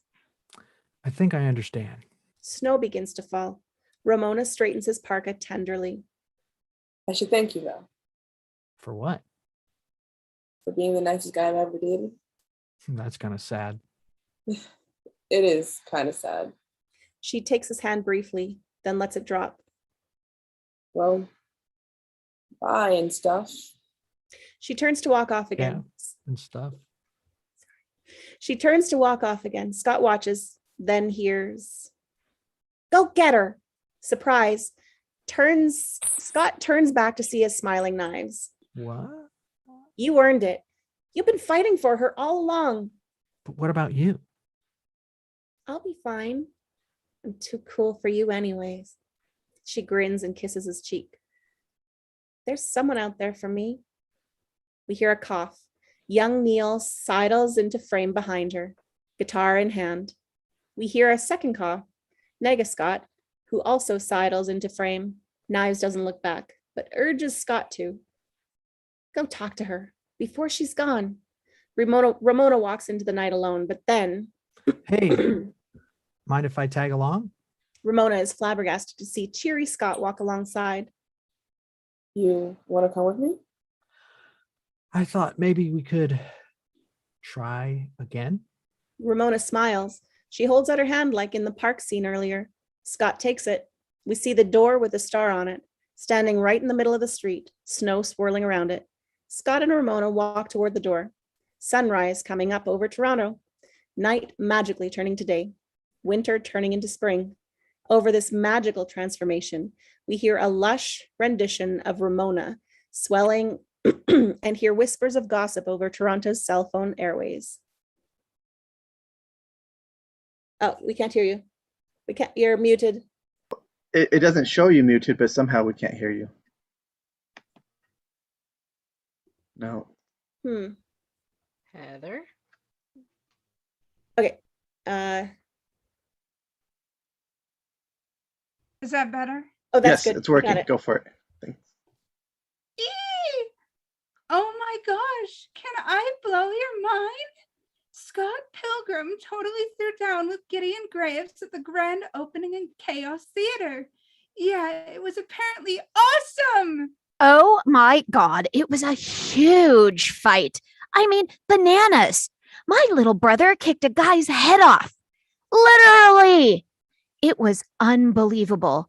Someone seriously should have been filming it. Scott and Ramona walk through the door, tilt up to the heavens, and reveal a continue graphic in the stars. Continue. 10, 9, 8, 7, 6, 5, 4, 3, 2, 1. And done. We did it. Woo! I can't believe we got Awesome. through that and it's not like midnight. Right? Good job, everyone. Took on the Unreal. world. You guys won. Yes. For sure. Dude, Oh, that is sorry such a for the tight truth. script, man. Like, it's just, I mean, the when you watch it, it's such a visually stunning movie, and then it's just so tight. Like, their descriptions are just like one word, 2 words, you know? It's really, really good how they did that. Yeah. I'm sorry for the technical difficulty at the It's end. okay. Yeah, so Yeah, me too, Yeah, man. don't worry about it. All of us. These I did technical so difficulties right here, well, you know? Especially Yeah. Bitota. Oh my goodness, you were so good, and everybody else was so good. Oh, thank you. Yeah. Yeah. Sorry for my like. If you Again, had we told us- all middle did of my- something or this or That's that. when, Don't like, worry my about mind it, goes everybody. Angelina, don't apologize for not swearing because I substituted words for the swears either. I don't like to do it. I do it when I'm angry, but I don't like to do it when I'm acting. Yeah. It's funny. I've been in plays where that was a big part of it was swearing. And for some reason, sometimes I'm like, sometimes it's fine, but sometimes I'm like, I'm and like, plus it's probably PG. It's gonna be. yeah, I'm like Ron Burgundy. If it's on the page, I read it. I don't know who. Well, I that went know over my there's head. swears in the Bible, but like the bigger ones, like. yeah. Yeah, I don't swear at all. Like if I hit my finger with a thumb, I mean my thumb with a hammer, I'm not gonna swear. But sometimes, like Don is saying, if it's on the script or like if I was for a role, then I'm like, okay, I'll do it for this part or this person. Whatever. But Yeah. anyway, but yeah, Yeah. everyone did amazing. Yeah. What do you guys think about that? Do you guys have any more insights on the movie or? Never seen it, and when you gave me the role, I researched it a little bit and found where my lines were, and I was like, okay, I'll just do these substitutes and I'll put in some power and hopefully it'll turn out all right. Yeah. Dude, you know So at what's some point, funny? everybody gets together. We all watch the movie together, right? Yeah. It's like this movie's almost like prophetic in a way, right? Like, Yeah. I mean, this was adopted from a graphic novel, and this came out in 2010. So I don't know exactly when the dates came out of the graphic novel, but like the fact that guy saw like the cultural trend of hipster and was like, that's going to continue on for the next like 20 years, you know? Yeah. Because I mean, at that point, it was probably such a baby movement, you know what I mean? And they're like, dude, trendy hipster, right?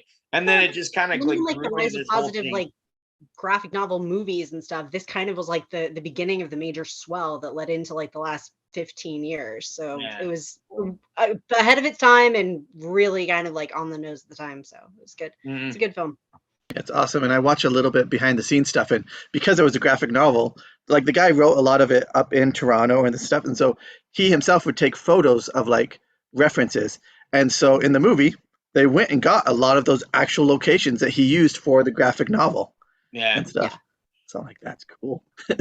Although there's a lot of like speculation because it was like a 6 or 7 book series, and the last one wasn't actually completed when they were kind of working on the script. So there's a lot of speculation that like one probably influenced the other.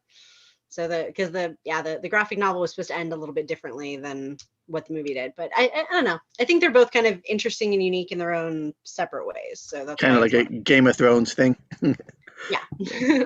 So I'm wondering what the reference to Crosby, Stills, Nash and Young was, if there was any significance to it, because there's Young Neil and Stephen Stills. And I was like, what's up with that? Because I actually saw a clip, because I haven't seen the movie. So I looked for a clip online. It said on there that Stephen Stills was singer. I was like, damn it, Jacob, I told you I don't sing. And then so I looked it up and I was like, oh, okay, that's fine. If we have to do any, I can do that. Just like, punk rock kind of yelling thing. But yeah, I just thought it was odd that we had that reference there. It was kind of cool. I'm sure there's others that I totally like. No, I'm pretty sure that was like specifically put in there because like pizza, right? It's like, isn't that Little Caesars, right? Pizza, right? Like he likes, but it is actually a Toronto pizza chain, which is why it was referenced in the movie. So yeah. Well, and they say they don't make movies in Toronto. But they do. They actually filmed this one in Toronto. Like Casa Loma is a real place. Ton of stuff has been filmed there.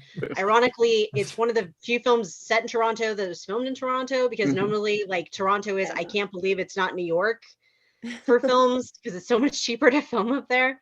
Yeah. But and it was they did a really great job with like the adaptation and stuff. But it's the Edgar Wright is just a massive nerd and music fan, so he'll put references to movies and songs and classic stuff just in everything. So I think the character names were just a reference because he's a big musical geek, but yeah, he'll put references to everything and stuff. So yeah, he did Baby Driver, right?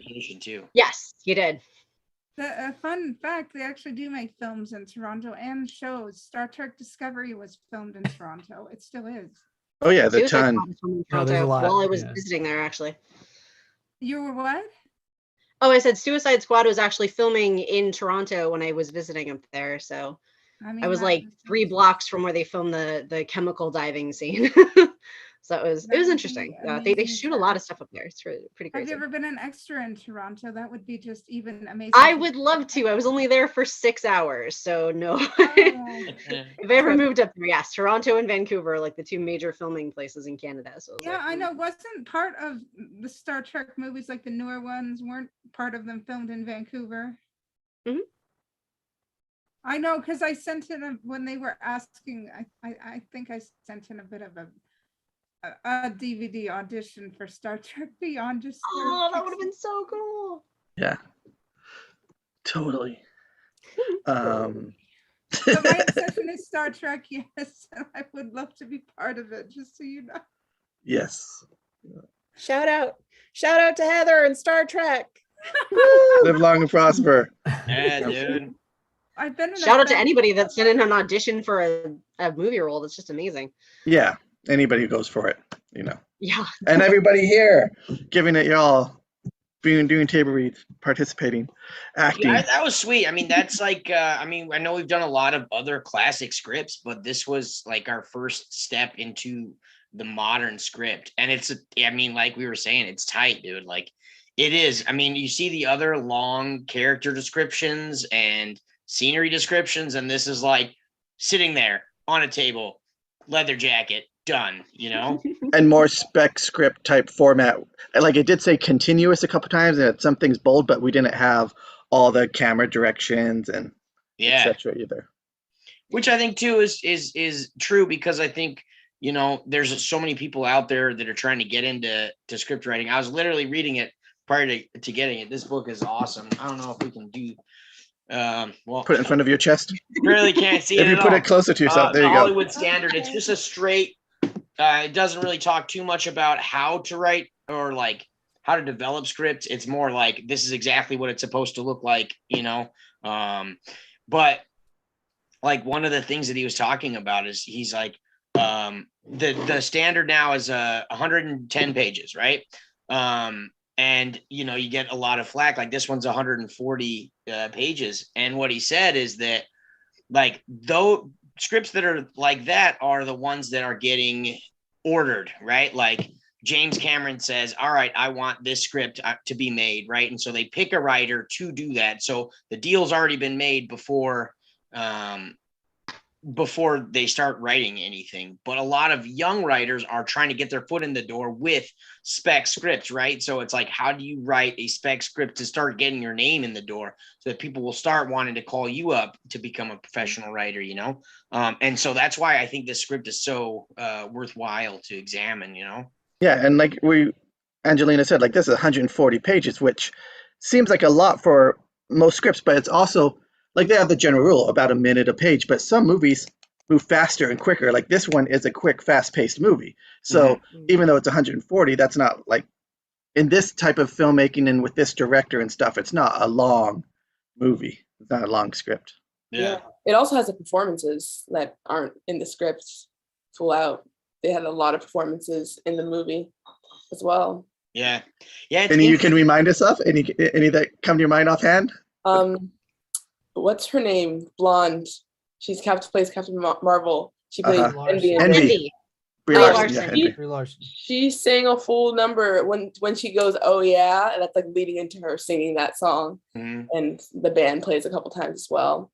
But I think the way they cut to in the script is like kind of crazy. It's like there's no other script like this script. They literally end a scene and the line that then end the scene on is transitioning into the next scene. Like, so there's no like, it's not like next day you gotta wake up and you like have to start a new scene because it's like starting in the middle of something happening already. So I think it's crazy. I love it. I know they literally wrote the transitions into the script, you know? Yeah. If only it was as easy to get the thing like script seen as it was in Gene Roddenberry's day. You know, he was working as a cop at the time and he was trying to get sold and get an agent, and he was working as he actually used his motorcycle to go to this bar where all these agents hung out, and he acted like he was going to arrest somebody, scared the crap out of this one guy named Irving Lazar, and he walked up to this agent dude, and he reaches into his jacket, pulls out a script, throws the script on this table in front of this agent, and takes off into the night, and ended up getting an agent that way. If only if it were that easy now. Must have also been a really good script. Yeah, this was pre-Star Trek. This was before he was known for Star Trek, but this is how he got into the business, and this is in the Star Trek history. So awesome. If it were as easy now, a lot of more people would be in the business, I'm sure. Yeah. Certain things are easier, certain things are harder, but it definitely easier to make your own script into something if you want to these days. With the easiest way to get discovered is to make it yourself.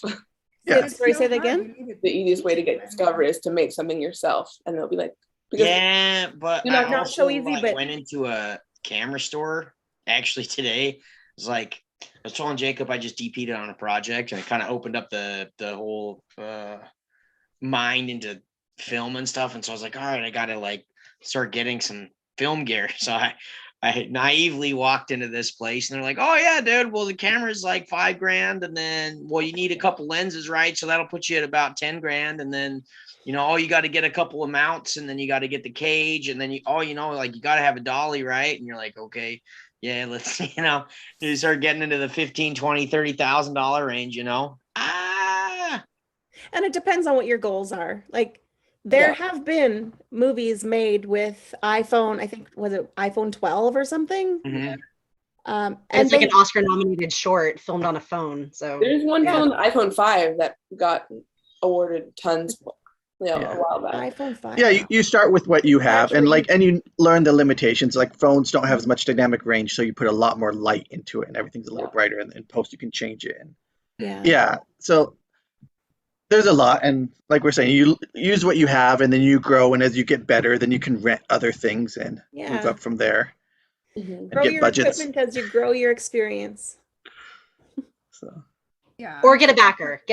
Somebody who will foot the bill for all of your stuff. I a few things like by myself right now, a few little mini series, and I just have a ring light and a mic, and Oh, it's interesting. I was talking to a friend of mine about kind of the movie industry, and it was like, back in the day, if you made a movie, right, it was so hard to do that if you made it, it was going to get seen, it was going to get distributed.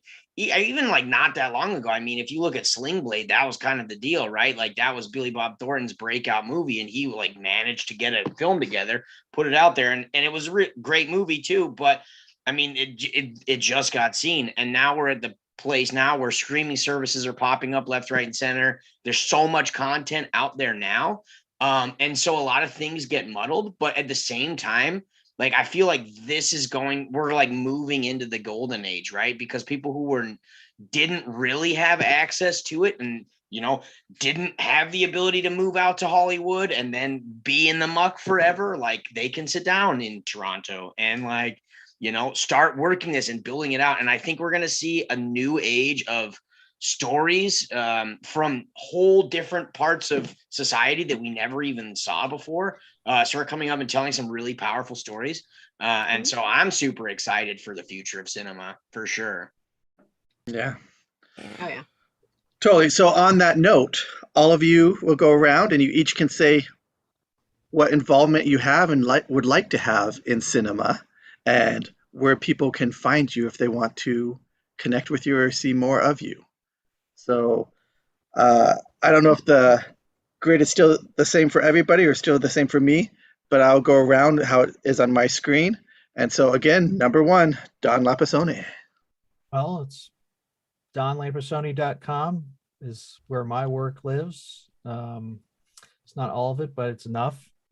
And I basically shoot and edit for a living. Not feature films, unfortunately. It's what I'd love to be doing. So working on a few ideas of my own to get them produced. I would do it myself. So, but I'm also looking to collaborate in different ways too with people, because I write slow. So, but yeah, and I do some acting as well. So that's me. See. Awesome. Super awesome. Jacob Patrick, jacobpatrick.com, but mainly go to Table Read Tuesday on Facebook for the Facebook group or the Facebook page. And next we have Bitota. Hi, I'm Bitota. I do a lot of acting, screenwriting and film stuff. I would say the easiest way is probably on Twitter. My handle is at Bitota with 3 A's. Or 4 A's at the end. You can also find my stuff on YouTube if you search my name. Excellent. Angelina. Hello, I'm Angelina Peterson. You can find me, first of all, on Your Adored Life Facebook page. It's my fairly new business. I'm where I make custom family documentaries. And help people to tell their story and continue their legacy. I acted for years and years, many years ago, and haven't done a whole lot lately. So this is actually a lot of fun to get back in and do stuff. So mostly on stage, but some film as well. So couple movies, and a couple other things. I don't know. You forget about stuff after a while. But, Totally do. yeah. Yeah, that's me. Awesome. And yes, it was definitely fun. And one of the fun performances from Petra. Oh, okay. So hi. Yeah, social media presence is probably like nothing compared to what it should be. I don't even have an Instagram. I don't know how that flies in this day and age, but yeah. Also on Twitter, first and last name. And I've done plays with Toni, which were awesome experiences, mostly stage. Only real film experience was doing a commercial when I was about 4 weeks old. So, which you can find on YouTube, which always blows my mind. And hopefully something like this, start like this and get into, I don't know, getting my words out there, getting however they're going to come out, either on a page or on a screen. So something to work on. Definitely. This is a very cool experience. So thank you. You're a Awesome. screenwriter as well. Yeah. Well, Nice. just any form of writing. I'll write on a Post-it, but yeah, scripts and stories and short stuff and long stuff. It doesn't really matter. Nice. There's a few of us growing in here. Excellent. Toni. Hello. Thank you again for having me again. Let's see. You can find me on Facebook at Toni Flora. I'm getting into voiceover and I'm currently filming a series. So those will be forthcoming. Lots of fun. We just had our first filming on Sunday. So that was a blast. A long day, but it like flew by and I was so freaking dehydrated. But anyways, that's beside the point. Sure. Have some water. Yeah, right. Yeah, no, that's what I didn't do enough of. Yeah, so Facebook, Toni Flora, and voiceover casting sites, Antoinette Flora. That's it. Thank you. Awesome. Thank you. And Clint Monroe. Hey guys, my name's Clint. You can find me at Clint Monroe on Facebook or Gems of Zen Productions on Instagram.